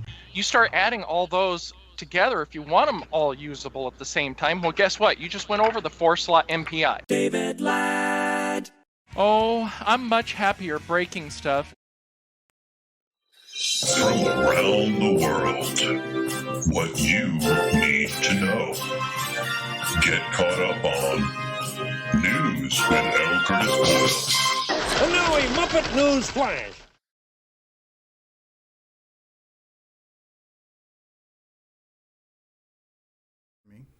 All right, and we're back. And L. Curtis Boyle could not be with us today, so in his stead, you will have L. Stevie Stroh trying to not butcher the news for you this week. We got a lot of news to cover. We've got GameON to cover, and Roger Voss has been asking a lot of questions in the live chat, and I apologize, Roger. We're trying to stay on topic of what we're talking about here, but you've got a lot of questions and comments and kind of discussions going on. If we have enough time, we'll get to a little Q&A session too to cover, because we definitely want to make sure the purpose of us having a live show is to be able to hopefully have discussions for people who are watching us. So to that end, we are going to go ahead and there's a lot of news happening this week, and L. Curtis Boyle has curated this for us. So I'm going to switch over my screen right now to show off the browser to some of the news items that we have to talk about. And one of them was a video that was put in here, which is showing off a bunch of different 40 years of Radio Shack commercials. I think this one was posted in Facebook from Carlos Camacho. And one of the commercials that he pointed out, because I'm assuming he had not seen it before, was one where they're showing Santa Claus and the elves getting the Coco 2 ready for Christmas, and there's little kids dressed up as elves. I actually have had that commercial and have played that commercial in the past, but I don't play it all the time. But I think that's what this one here is. So let's see if that's what this is. Oh, of course, it's now not going to the right part of the video. What the? Oh, no, I take that back. I'm not reading the notes. This is the pipe tunes. This is, can you help me with the notes, Marco? Because I don't have the news notes in front of me. I just have all the tabs open in the order in which Curtis had them. So this one is not that. This is a person in Facebook who posted this video. What's his name? Yeah, Dennis Javelina, I think, has a video. Plays 17 Celtic fiddle and pipe tunes. And this is being done in Musica, as we would say in Espanol, right? But for us gringos, we called it Musica. It's almost like, what was that game that you had, Nick Marotta, that one time? Was it called Bandit O? Was that the Bandit one? O. Bandit O, right? Yeah, there's a game called Bandit O out there somewhere, right? So this is Musica. And so these are Celtic pipe organs as played by Musica on El Coco. Celtic.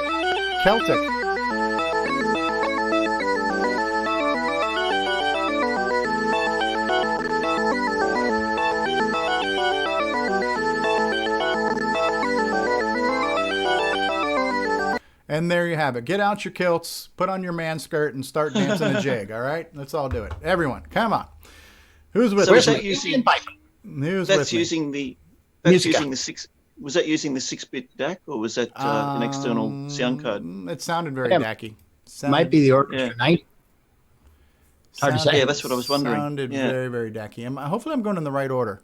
What was next on the list, Mark D? Your videos. Okay. Your videos. All right. So this is why we need a professional news anchor like L. Curtis Boyle here to help us get through this news. So yeah. So some jackass by the name of Stevie Stroh, who must like the sound of his own voice, put a bunch of crap up on YouTube this week.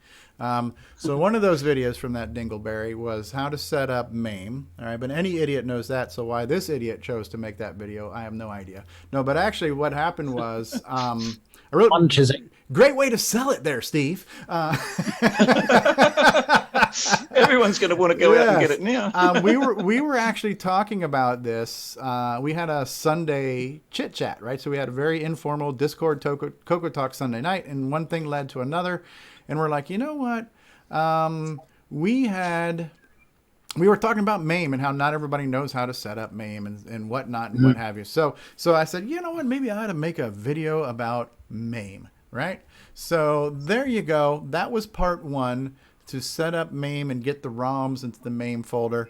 And then part 2 got into a little bit more in-depth on how to set up the keyboard emulation and be able to do stuff like that. So it was kind of 2-parters. So if you are not up on the latest version of MAME and how to load ROMs into MAME and how to make MAME CoCo for you, these videos might be of some benefit to you.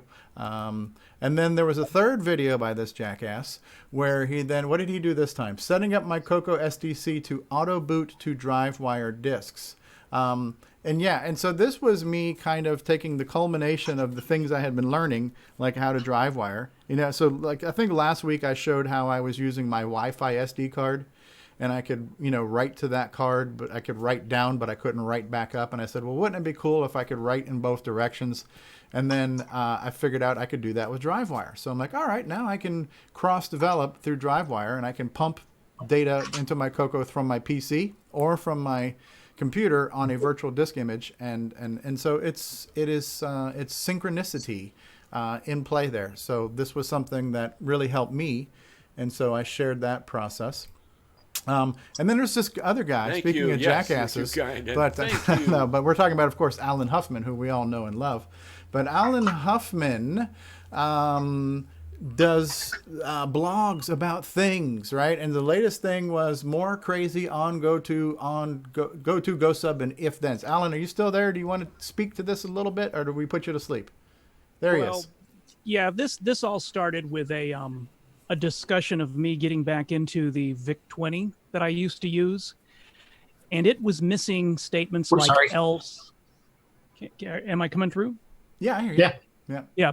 And so I posted something about, here's something that gets around that. And of course, people start commenting, and they come up with all these crazy ways to approach doing something in BASIC. For instance, if you're just checking for a direction and one key is 10 and that means up, and another key is 20 and that means down, you could say if the key is 10, go up. If the key is 20, go down, and so on. So what happened is people started coming up with ideas to use the onGoTo command with arrays and leaving out values that aren't used to try to find ways to speed it up. So it's a very bizarre read of people thinking way outside the box. None of them are really practical, but there are other ways to approach jumping to arbitrary code that's not all 1, 2, 3, 4 lined up next to each other. Okay. So yeah, and this is stuff that I wrote, a month ago. I have posts scheduled for the next couple of weeks, and people chime in, and it's a hole I just can't dig myself out of. Every time something posts, there's 3 or 4 people that respond with more things I have to go down the rabbit hole and try. Oh, interesting. So that's cool, though.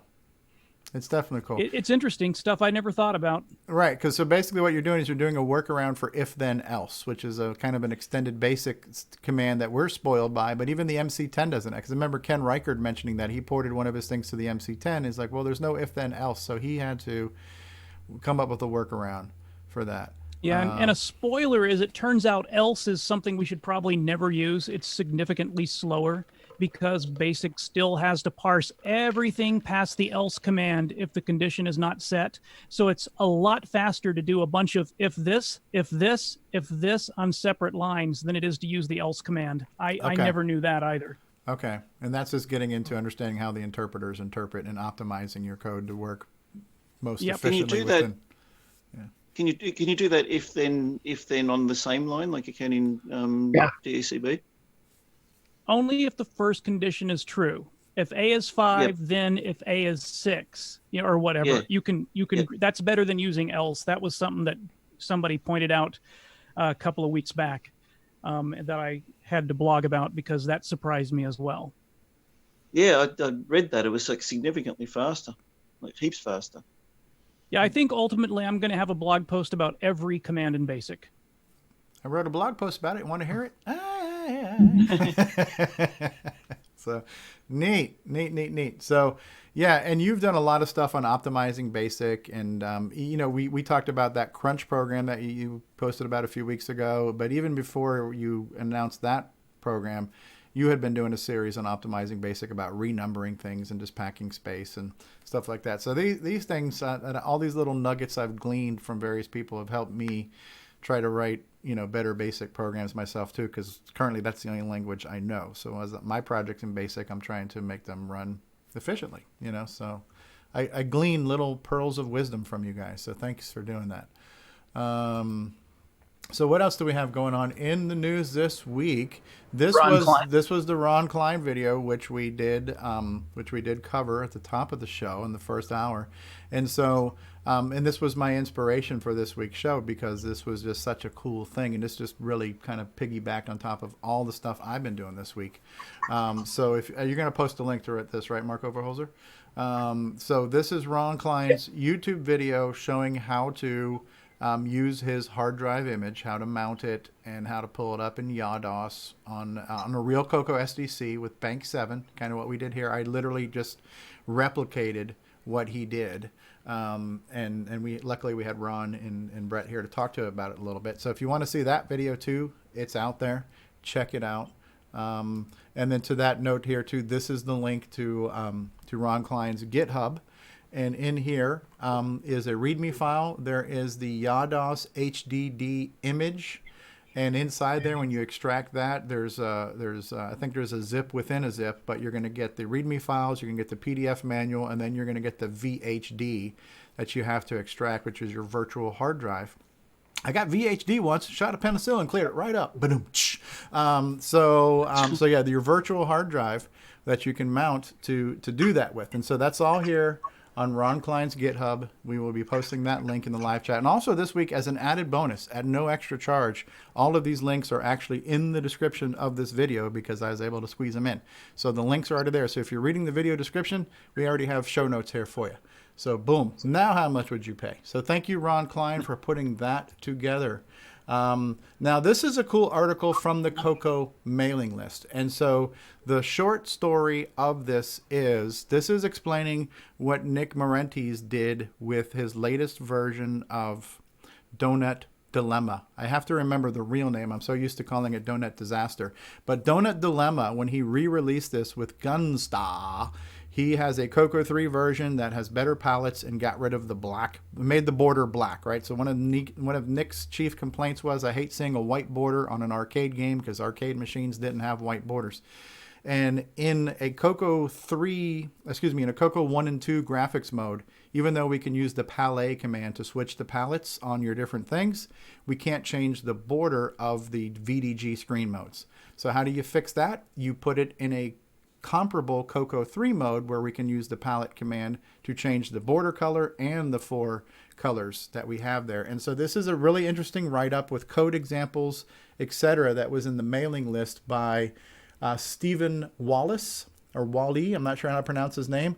So he explains how it works. He gets into some basic code telling you what to poke, and he gets some examples of some programs here. But this program can theoretically patch games to run on the CoCo 3 with better looking colors and without the white border. So it's a cool little project, and it's a write-up to explain what Nick Marentes did. Does that make sense? Did I do a decent job explaining that to you guys? Did. The only thing is, I have tried that program that he's got there. He's got a sample disk there, and it didn't work for me. So I don't know. I'm waiting to see if he replies to his messages, but yeah, it didn't work for me. So I don't know what's going on. But essentially, this is explaining kind of what you did. Yeah, it's the same idea generally. Yeah. Okay. So that's a cool idea. So if you're not on the CoCo mailing list, check it out. And Mark will post the link where you can read the write-up even if you don't subscribe to the listserv. Already done. It's there. Thank you, Mark O. This is the Tandy commercials. So this was a compilation of. Is this the one that Carlos Camacho posted in Facebook? Yep, Carlos Camacho. So Carlos Camacho posted this in the Facebook group. It is a compilation of Tandy commercials, and we have it queued up to the part where it's playing a commercial that probably not a lot of people have seen, but it's a Radio Shack Christmas commercial with Santa and elves. And so for your viewing pleasure, here it is.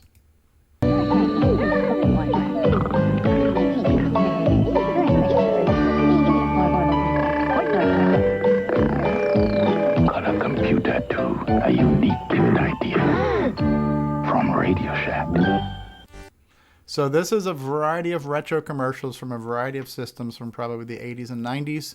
And so if you need some vintage computing commercial nostalgia, check it out. And the CoCo is featured in there for your viewing pleasure. Check that out. Now, voiceover sounded very spooky in that last one. Yeah, it did. Color Computer 2, available at Radio Shack. It's almost like creepy David Ladd. Right, so. Now, our very own Paul T. Barton, and again, having these extra initials in your name is very important in the retro community, apparently. So while Ed Snyder's working on his little project called the Gimme X, Paul T. Barton said, hold my beer, and here's the Serial X, right? So here is a serial port that is going to do what? I don't even know, but it's got an X in it, right? So I ordered and received a flash cart and programmed this, and we need to reflash the cart. If anyone's familiar with the flash cart, please. It's a 16x50, means it's got a 16 byte buffer. Okay, so this is basically a serial port on steroids. Yep. Super fast, super powerful serial port. Okay. All right, so there you go. So the Serial X is a product will be coming to you from Barton Laboratories in the near future. Stay tuned. And if you need to get in a good word, Ron Delvau's personal friends and neighbors of Paul T. Barton, let Ron know. He'll get a message. And Paul's on Facebook. So there you go.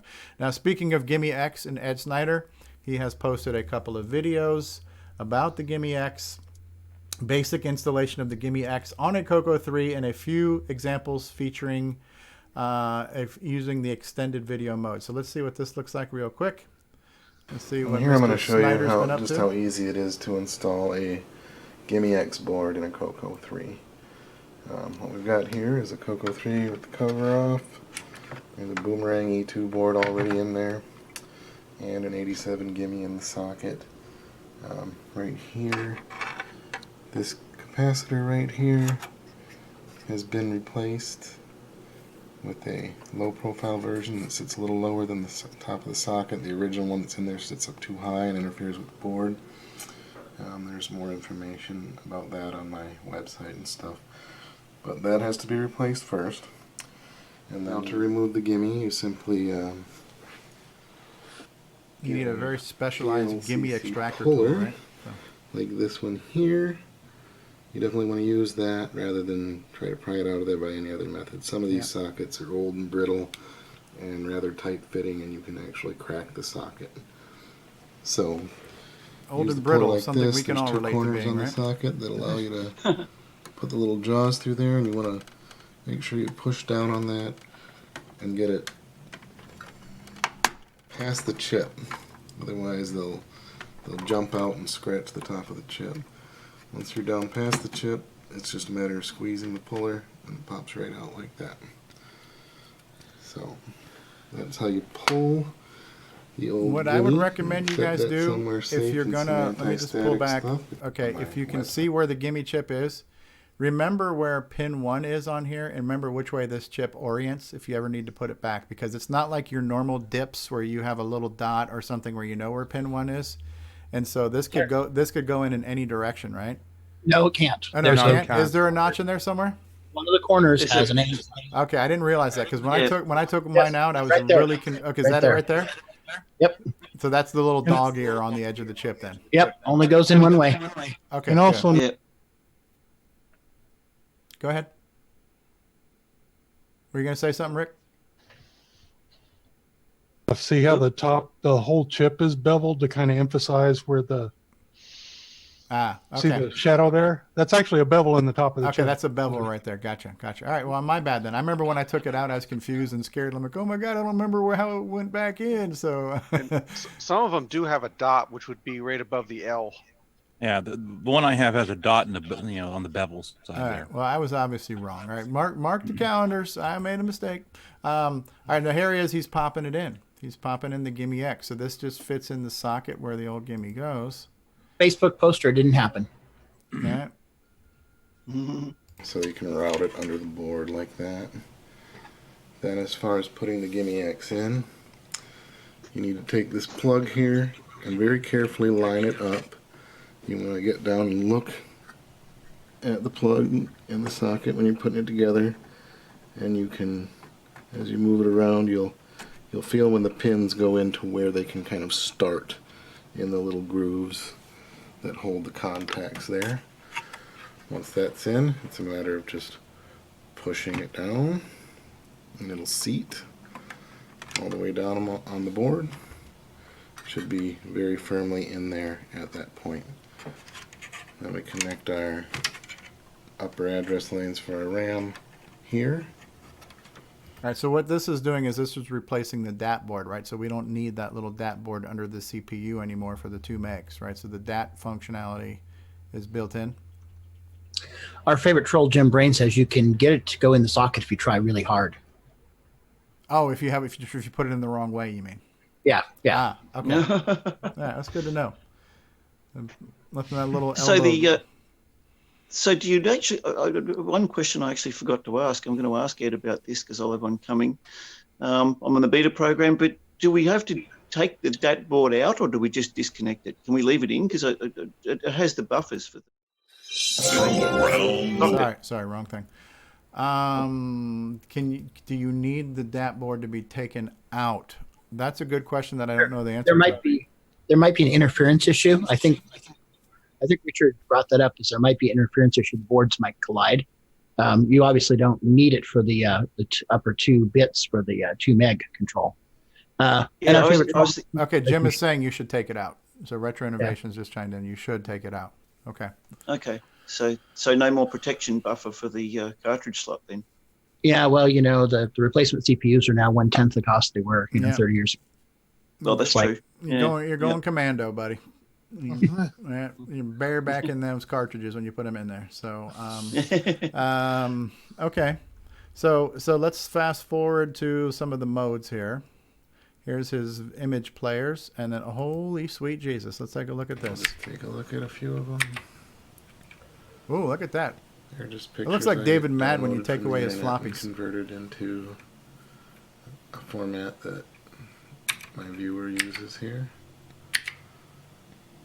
That's cool.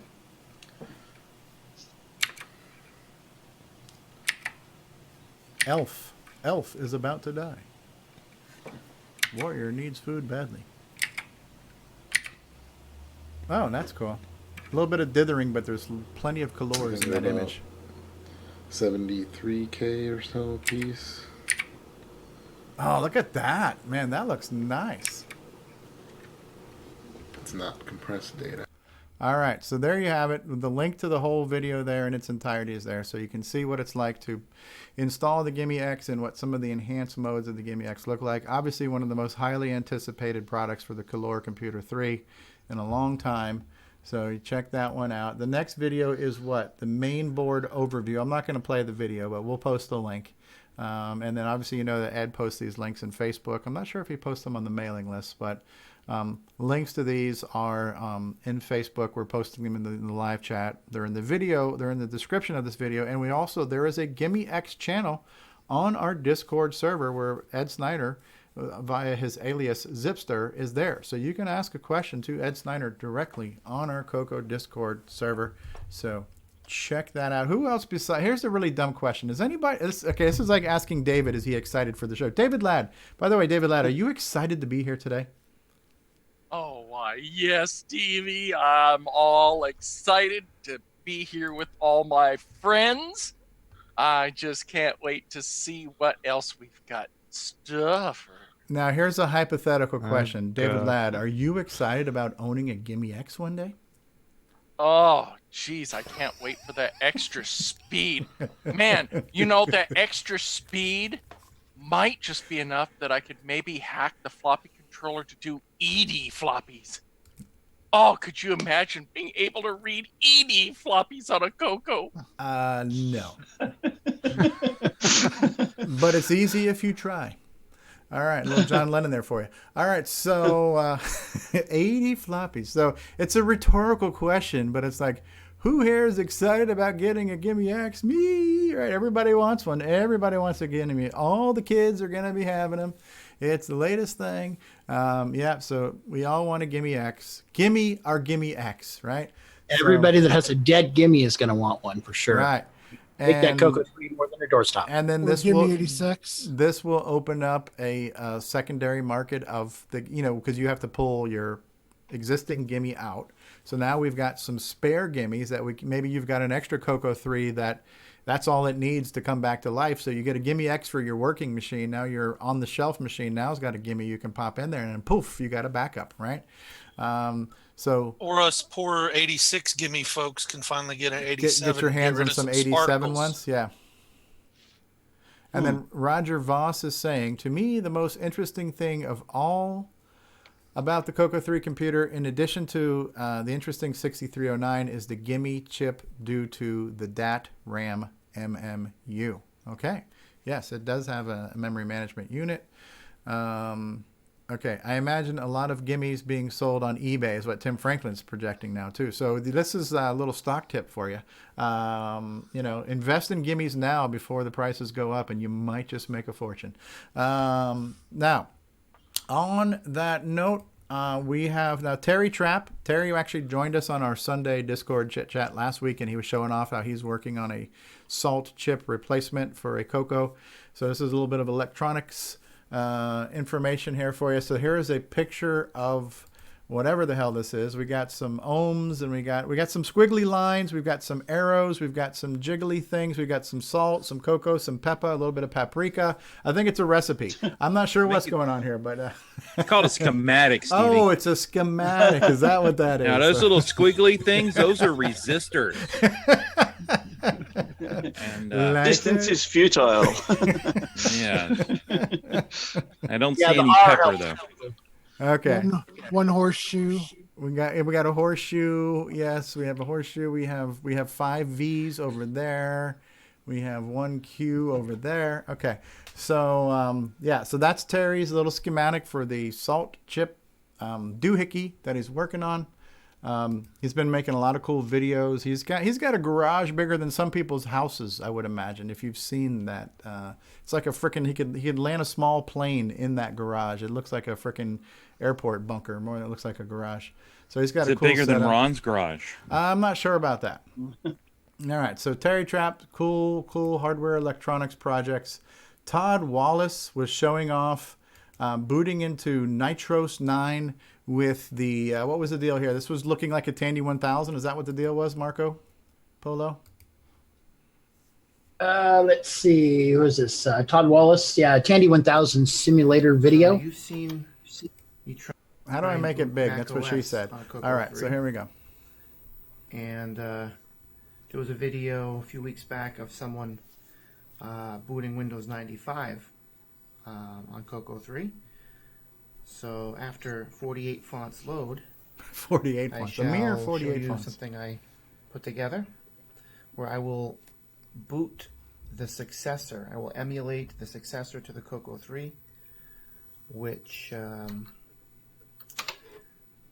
make sure that looks like the focus is working here. That looks like the IBM font right there. That's the Tandy 1000. We will boot the Tandy 1000.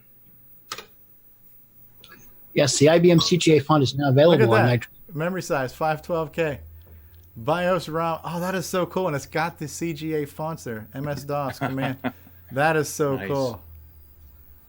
Oh my God, that is so cool. DeskMate. Do you remember that one where it had all that stuff in ROM, like DOS was in ROM on that thing?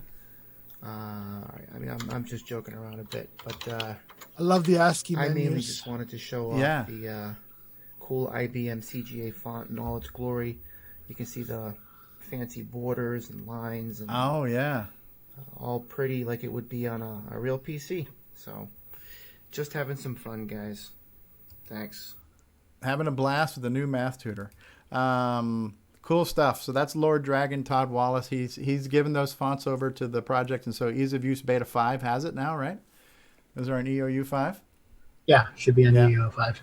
Thank you, Lord Dragon, for doing that. That was really cool. Speaking of ease of use, so Bill Noble, the one of the other Canadian counterparts in the Nitrous 9 project, he is now porting the Ease of Use Beta 5 project to run on the Matchbox CoCo, right? And that is Roger Taylor's first hardware emulated project. Now he's on to the Mister, which works off the Mist doohickey, but before that he had this version. This was an alternative to Gary Baker's CoCo 3 FPGA project.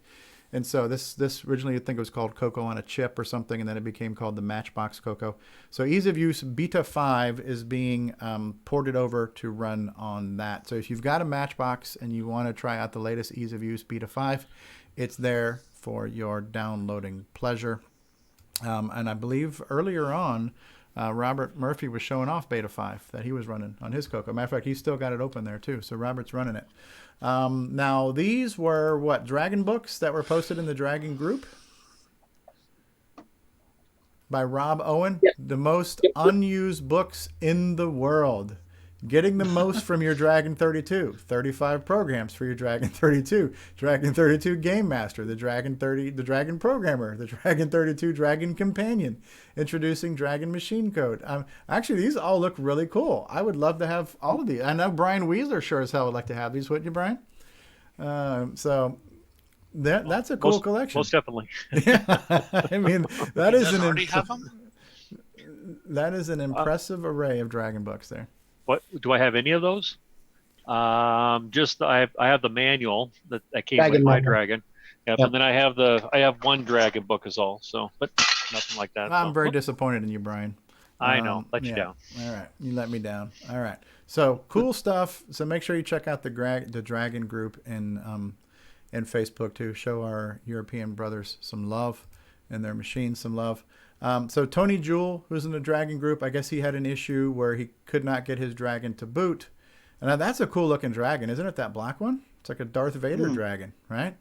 And is that a Gotek with the little LCD LED doohickey thingy on the side there? No, that's a development board, I think. Oh, okay. Diagnostic. A diagnostic. So he's running a diagnostic board on here. So, so this, okay, testing RAM and ROM. Oh, that's cool. That's a diagnostic cartridge, huh? And this helped him get his Dragon back to life. Let's look at what the original post heading was. It's official. My Dragon works. Hoorah! Playing with my new diagnostic cart from Phil Harvey Smith. Okay. So, and here's Phil commenting on that. So, neat. So that actually having an external, I remember these in the days of the PCs where you could plug in a cart into like an ISA bus slot and figure out why the thing would not post. So this seems like this is something like that for the Dragon. Yep. Neat. Is it? I wonder if that's CoCo compatible. That cartridge should be able to be compatible. If it's not, that's a good question. Maybe we can reach out to the guys in the Dragon group and ask them. So a formerly non-booting Dragon is now booting, and we have cause to celebrate. So cool stuff there. Yay! Back from the dead. Now this is Dragon Plus. Tell me about Dragon Plus, Mark Overholzer. A second display for the Dragon 3264 upgraded. Is this the kind of like the ROM? Yeah, the word pack. The word pack. And this is the one that they're doing the games on now too in full color? That I don't Or is that know. the word pack too? So this is kind of like the CoCo word pack where you've got like an 80 column display for 80 CPM columns, and word extra processing and stuff, right? But this has a RAM drive also. Oh, RAM. Okay. 80 column monochrome display, works with OS 9 Flex, Edit 128, frees up RAM for OS 9 Flex, adds video RAM on board, and is dedicated 64K RAM disk. Can be used as an additional RAM drive. How much would you pay? But wait, there's more. If you act now, we'll throw in the bamboo steamer and a set of Ginsu knives. So 80, it's got one of these little upside down L things with the slash through it. I'm not sure what planet that's from, but what is that symbol? Is that the pound symbol? That's the British pound symbol. The British pound symbol. Okay. So it is 80 pounds, which is what? That's about 16 ounces to a pound times 80. That's about, I don't know. So yeah, what is that in dollars? Like $90 or something like that, $100, give or take? I don't know where the pound sterling is right now. Yeah. Somebody could probably look that up and tell us. So that is, so that's a cool, similar thing that the CoCo has for the Dragon, but this is kind of like, as it's called here, Dragon Plus, right? So not only is it just 80 columns, but more RAM and everything else. And it's compatible with OS 9. Ooh, very cool. Nitrous 9, right? Flex, you name it. Cool stuff. Cool stuff. Dragon Plus board. Now, are you guys familiar with Marlon Lee? Yes. Marlon Lee on YouTube, right? So Marlon Lee has been around since, actually here, let me figure out how long Marlon Lee has been around. I need to go, I'm just going to open up his main channel. Did you know him, Stevie? I never met him personally. We've exchanged YouTube comments.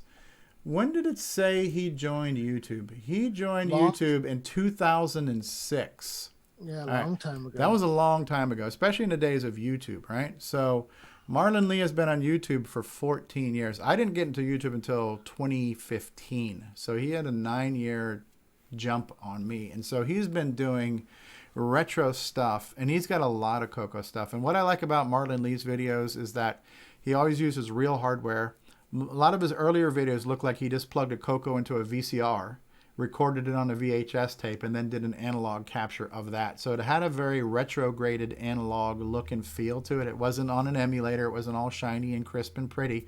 It looked very period correct. You know, his videos are like that. So there are no bells or no whistles. It's just him showing the game and talking about the game. And he's got a huge following. He's got over 2,000 subscribers. And anytime he posts a video, the comments roll in. Everybody's like, I love your video. And since he's not posted in a while, the fact he's posting again is kind of cool. So I'm sure some of the comments are going to be, it's great to see you making videos again, right? So Marlon Lee is one of the original OGs of putting CoCo stuff on YouTube. And so highly encourage you to check out his channel and his tons of his videos. And so he's released a bunch of them this week. So one of them is, what's the Dicom game called? Pump Man? I believe it's called Pump Man for the CoCo. Pump Man. Pump Man, yes. So he's showing his video of Pump Man, and it's only 3.5 minutes. We won't play the whole thing, but we'll just get into it for a second here. Cool little intro. This is the intro, yeah.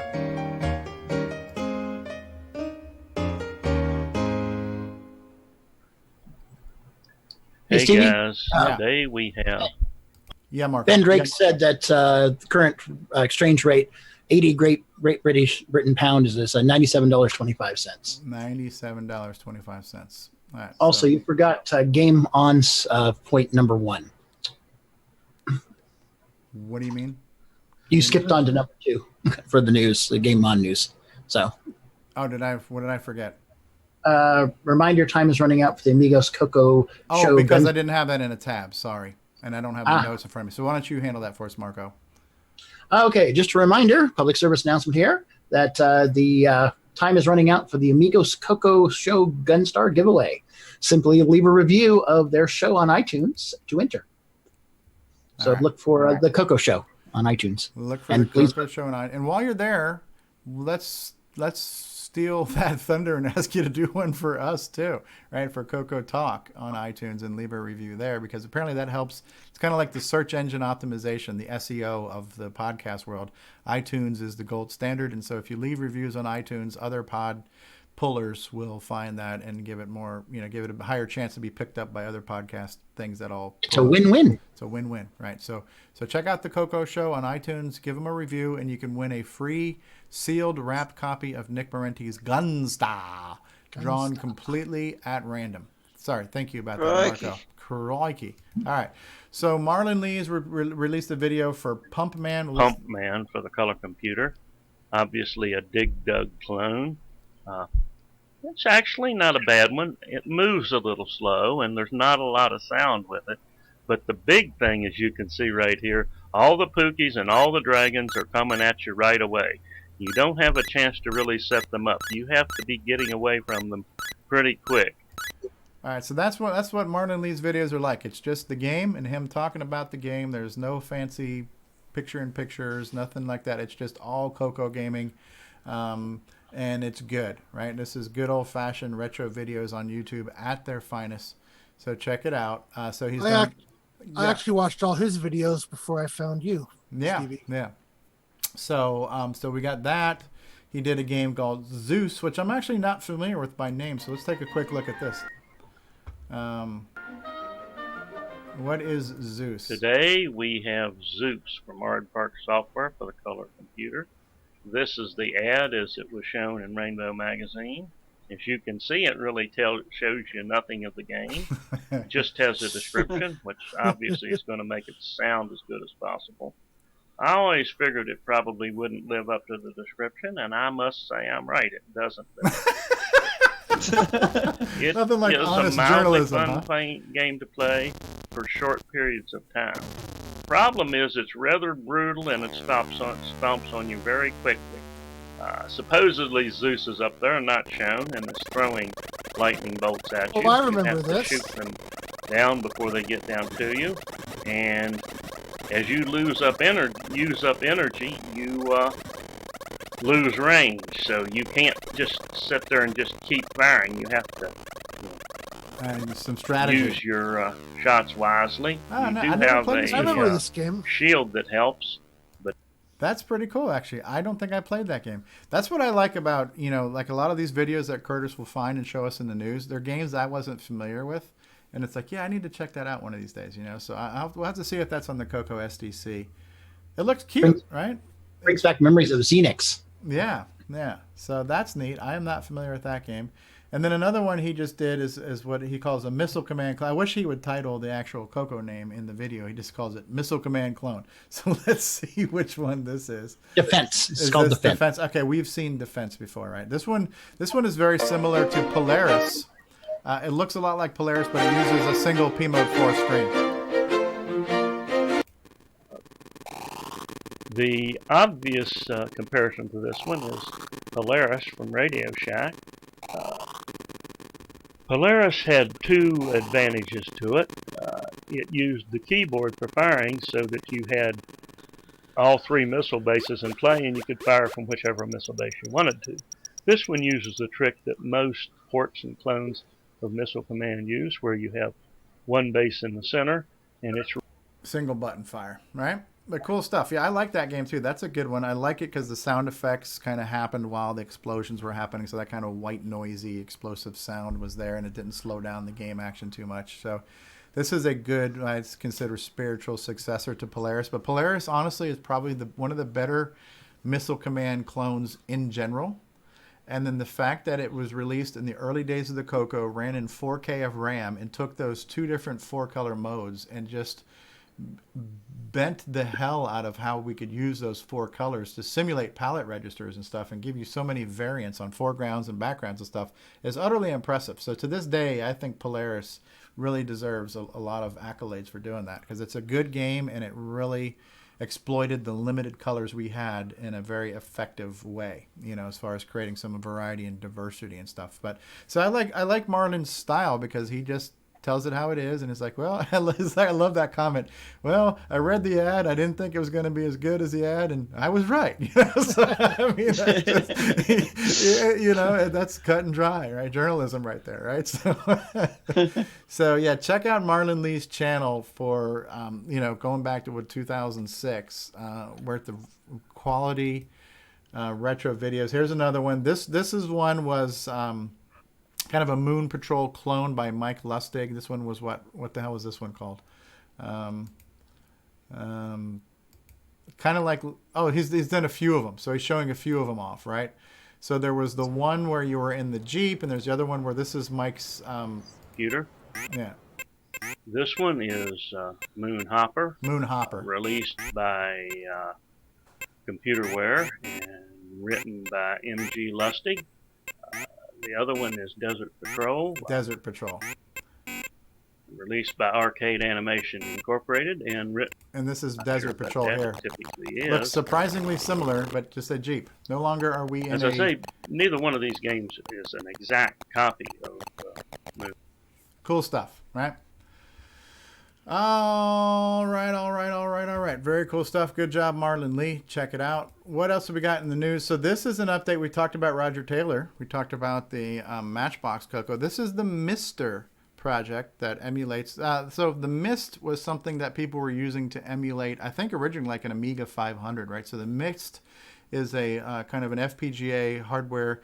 I kind of call it like digital silly putty, because it can become anything you want, right? You can load up different cores to it, and it can be any type of system you want. So I know I've seen people use Mist to emulate. I think the original one is for an Atari ST, And then that kind of got morphed into a Amiga 500 project. And now with this new Mister, it's really easy to put in a SD card and make it whatever you want. It can be an arcade machine. It can be a vintage computer. And so Roger Taylor's been working on one for the CoCo, and he's added 128 megabyte RAM module. We're worried about 2 megabytes right now on a Boomerang board. This is hold my beer, 128 megabytes, right? So, so let's see what that looks like. Can you even imagine 128 megabytes of RAM? It's easy if you try. So what's he gonna do?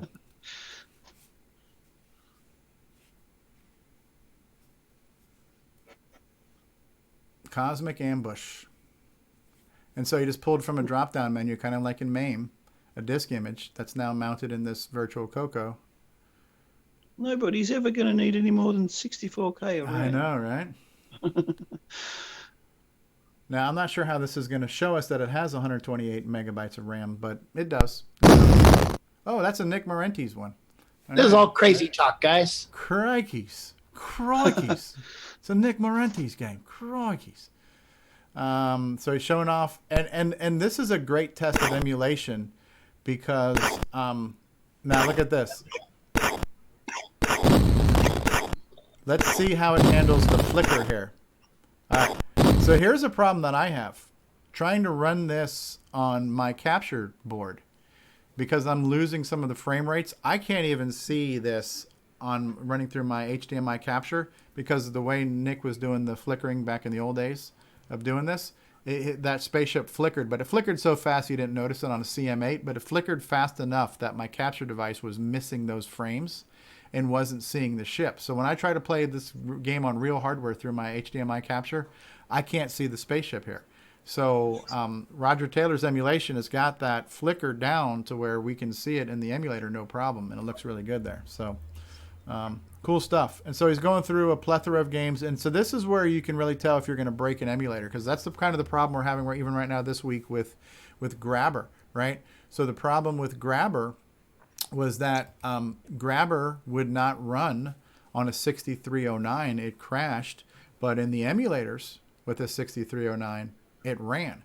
So sometimes you have to, it's good to try these different programs that really push the hardware in different directions to make sure our emulation, and if it runs in an emulator and it doesn't run on real hardware, then the emulator is not accurately emulating everything. You know what I mean? And that's a problem with VCC sometimes too. You can do things in VCC that would not work on a real CoCo. So it's cool to test this, and it's a lot of good benchmarks are like some of Sockmaster's demos, because those things really push the gimme and stuff. So when you're doing these emulated projects, some of these things are great things to show off, right?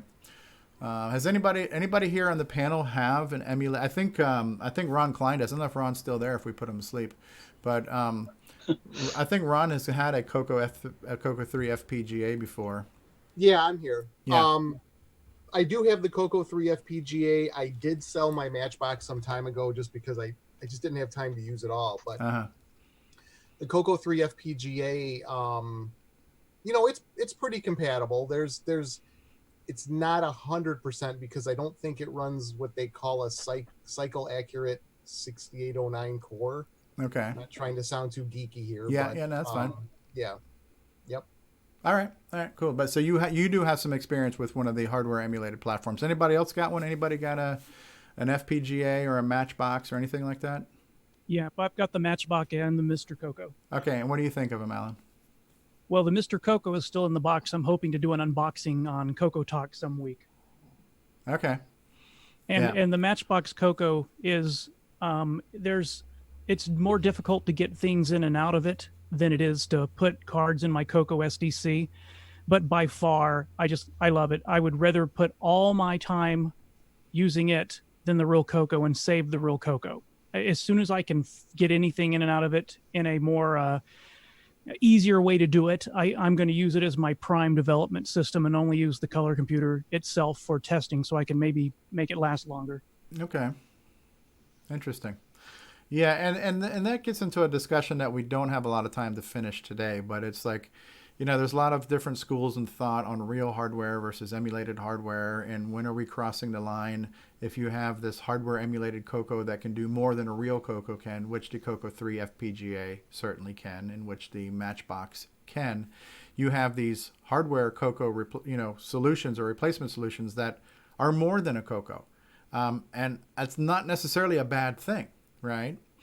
Well, it's also emulating with one of these pieces of hardware feels like you're using a machine. Your keyboard is different, your mouse is different, but you turn it on, it's instantly there, it's there. There's no alt tabs, no Windows notifications, nothing popping up. It never gets sluggish because other things happen in the background on your computer.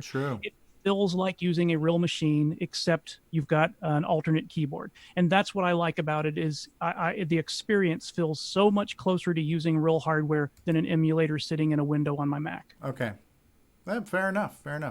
And I think people are going to have different preferences as far as what solutions they want to use. And it's not, and I made this discussion on air one time, and I think somebody commented on YouTube, and we kind of got, and it wasn't a bad discussion. We got into a civilized discussion where I mentioned, for me, it doesn't make sense to me at this time. A lot of things haven't made sense to me, and I've changed my tune.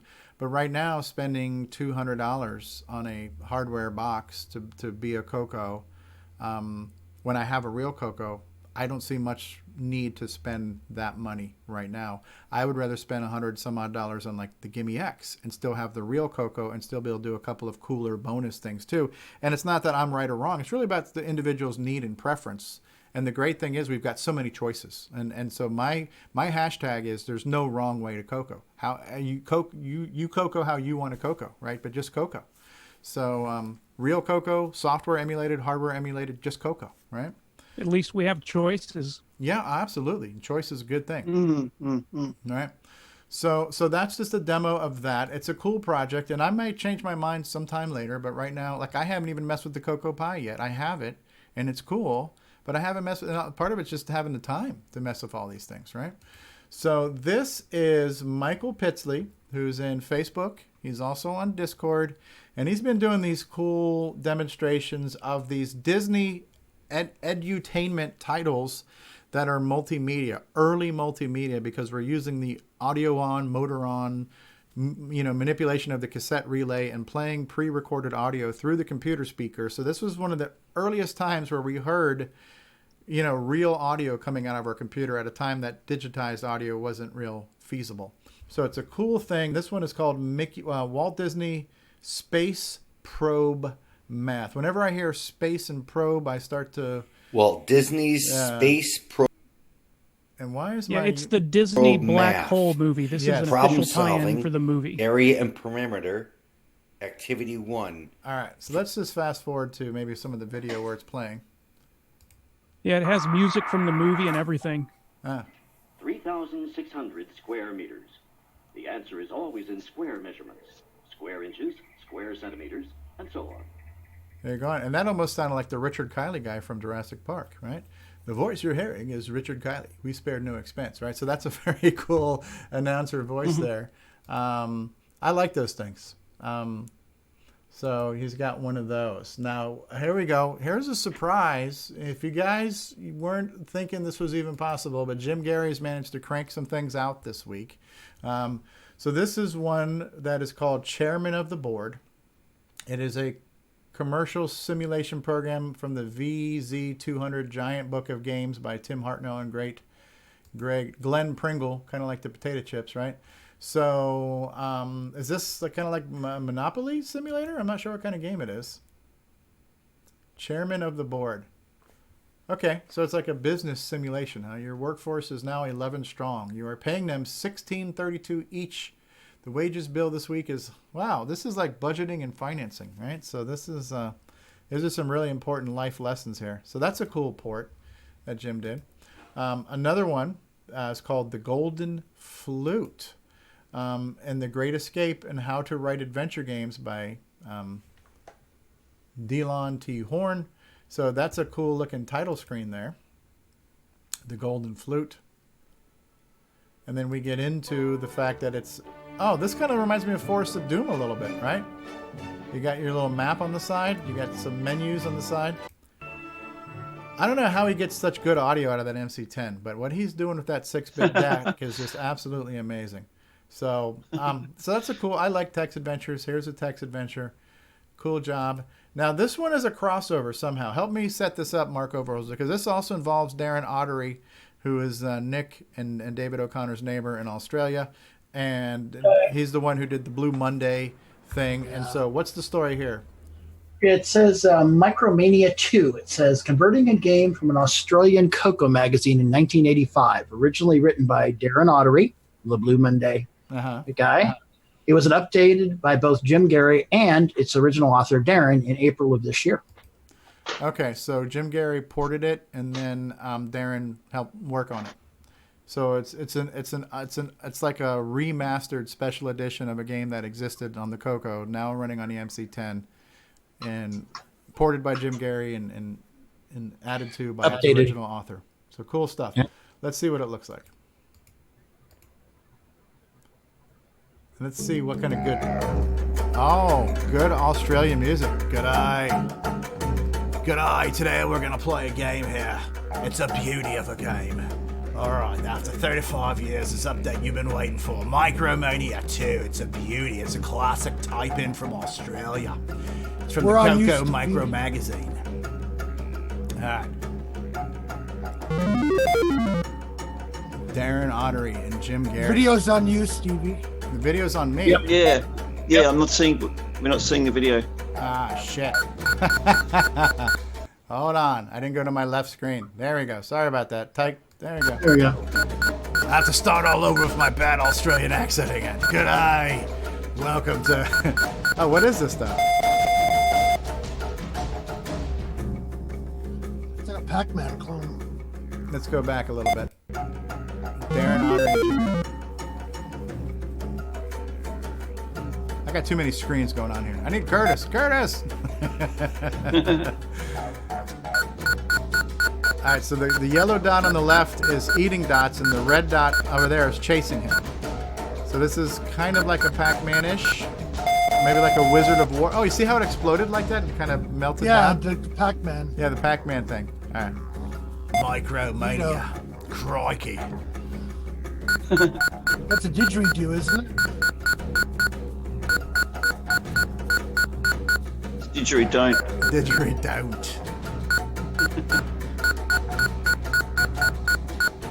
So I guess you clear the round by eating all the dots and avoiding the red square that's chasing you.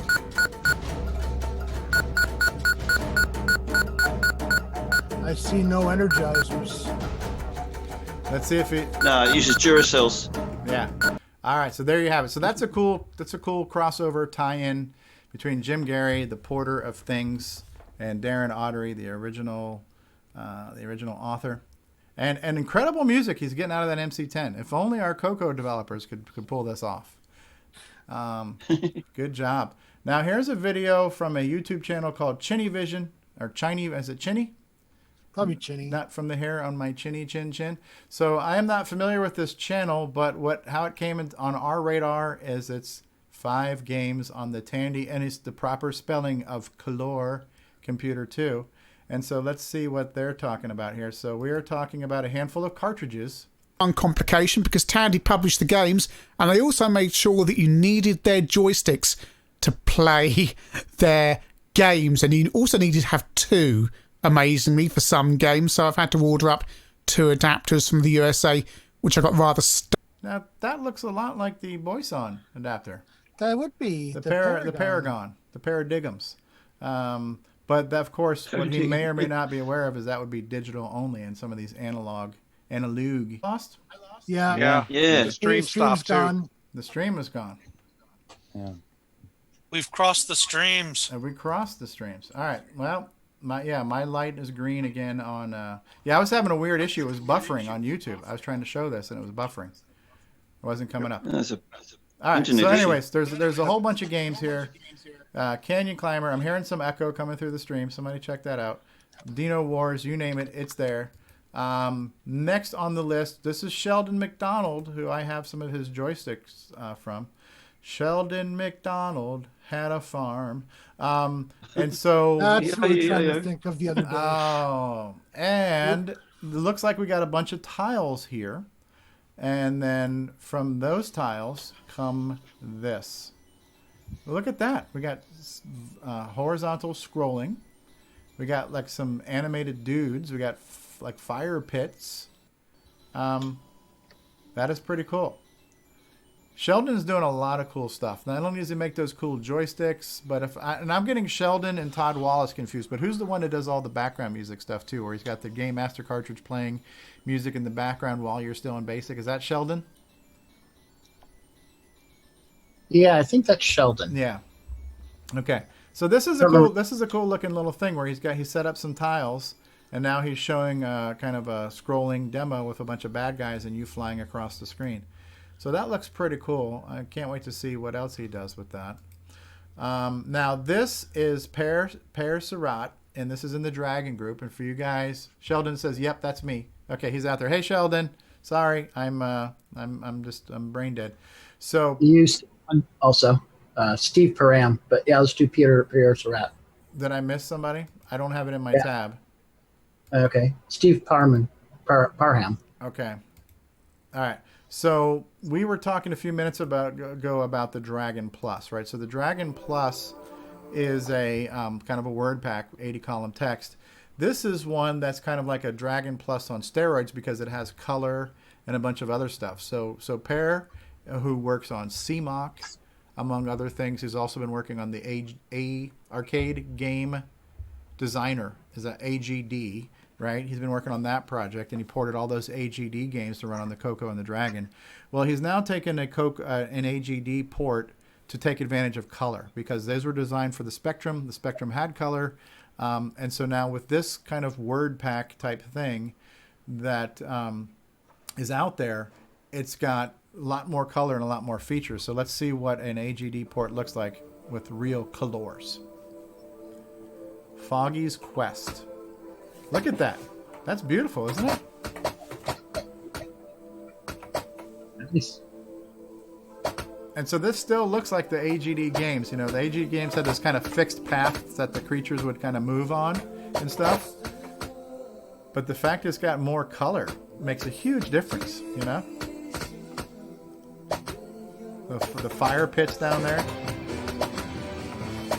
The background music is amazing too, right? I'm pretty sure that's not coming from the Dragon. I'm not sure if that's copywritten music or not, so we'll mute that. They added a synth chip to it. Yeah. So it's a neat looking thing. And so now what is the output on this cartridge? Is this composite or is this coming out of some other RGB type? It could be RGB. It's a Yamaha V9958, which was the follow-on of the 9938, which was the follow-on of the TI 9918 / TI 9928 9. So it's got separate RAM and sprites, and so this actually has hardware-based sprites. Yes. Okay. And separate video memory. Okay, so this is something where if somebody wanted to, it's not a CoCo project, but it could be. We could plug this in and write games with real sprites instead of having to do software sprites. Okay. Excellent. So there's a little pick on that. Shooting on the CoCo 3. What is this? Why is retrospectives? Australian YouTube channel, Retrospectives. And what is he doing? Review of a CoCo 3 game, Shooting Range, by Albert Marsh. Says the author himself suggests you try the game, which appeared in the 1987 issue of Rainbow. Okay. Oh, okay, yeah. Oh, no, I left that too long. I don't think I've passed that one. No, that was a fail. So I do remember now, over the side here, there is a little counter here. It said in the article that you... Let's see what it looks like. See if we can get some gameplay. So we have these little minions popping up. Getting a little impatient. Okay, and you're shooting these minions. Exactly, that's cute. Work the same way. I guess we've been a bit... Okay, cool stuff. So it looks like it might be in BASIC. But it's cool. It's very colorful. And then we have another one. This is Cuthbert Dragon on YouTube. Wily's Revenge is a video for a game. And what do we need to know about this one, Mark D? Actually, that's all it has here. Cuthbert Dragon added a video of a Dragon 32 game, Wily's Revenge. All right, let's see what it looks like. Okay, a little bit of a snake chaser. Oh, snake. Or nibbler. Okay, and you have to pick up that little thing. So these little pop-ups. All right, so you pick up prizes for points. Obviously, you can't crash into yourself or into the walls. Looks And like one of them was a bomb. Oh, you're going faster. And there's a timer, I guess? Or no? Oh my gosh. Oh, there's a Pac-Man. Oh, he's gone. Oh, and they go away. That's evil. That's evil. And it gets fast. Extremely fast. The power of the 6809 processor. That's right. No 6309 needed. That's right. Do you have one more tab, Steve Karam? Not that I'm aware of. I must have missed something when I was queuing everything up. Okay. You want to put it in the chat, and I'll try to pull it from you. Yep, I just did. It's a Facebook post. Cuthbert Dragon added a Dragon 32 game, Willie's Revenge. Where did you post it at, Mark? Sorry, Zoom chat. Oh, I can post it on the post YouTube. it on YouTube because other people need to see it anyway. So I missed one. Yep, there it is. Okay, I'm waiting for it to show up. Okay, so this is from Facebook, and this is Stephen Param showing off some labels of the old cassettes. So this is Module Man, and this is a cool game. This one takes advantage of the speech sound pack.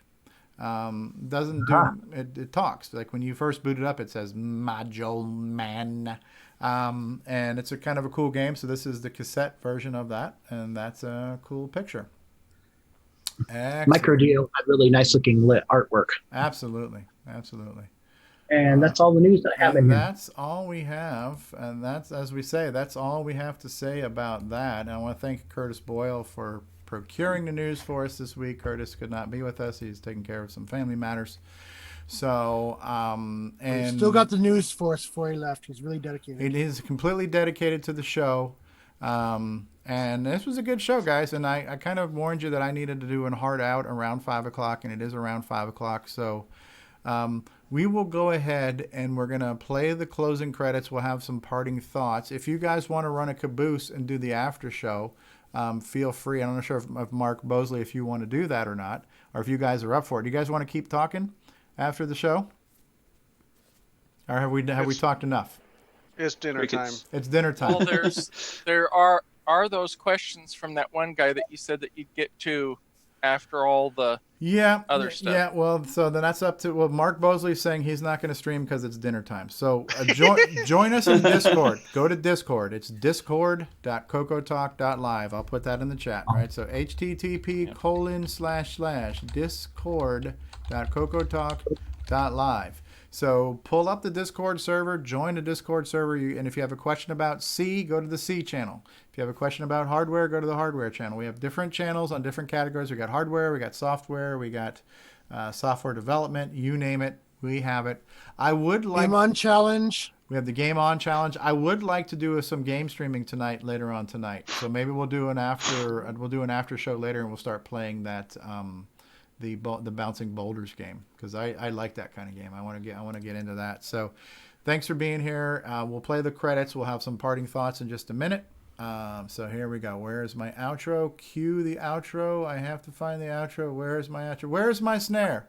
I can't hear my snare. Here we go. Cue outro. This concludes another episode of CoCo Talk, the world's leading live talk show featuring the Tandy Color Computer. For all things CoCo Talk, visit us on the web at CoCoTalk.live. We'd love to hear from you. Send feedback, suggestions, even segments via email to CoCoTalk@CoCoTalk.live.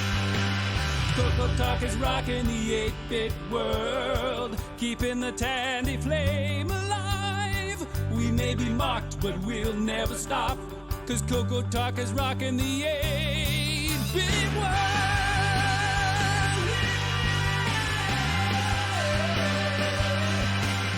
Consider supporting the show with a purchase of merchandise from our retro swag shop at 8bit256.com.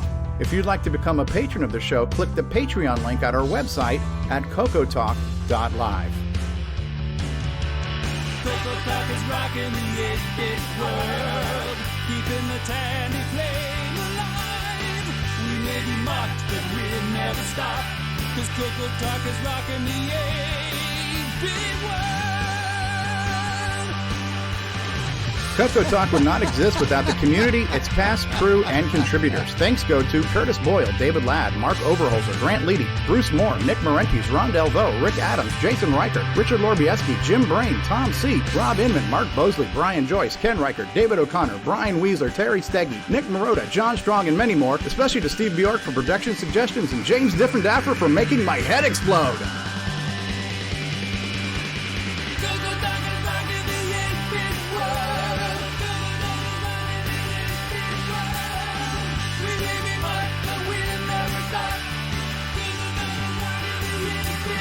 Please help support the CoCo community by visiting some of its various contributors. A list of resources is available at imacoconut.com. That's IMACOCONUT.com. The CoCoTALK theme song is copyright 2008 by D. Bruce Moore and Greg Sheeler. Mixed, mastered, and produced by D. Bruce Moore.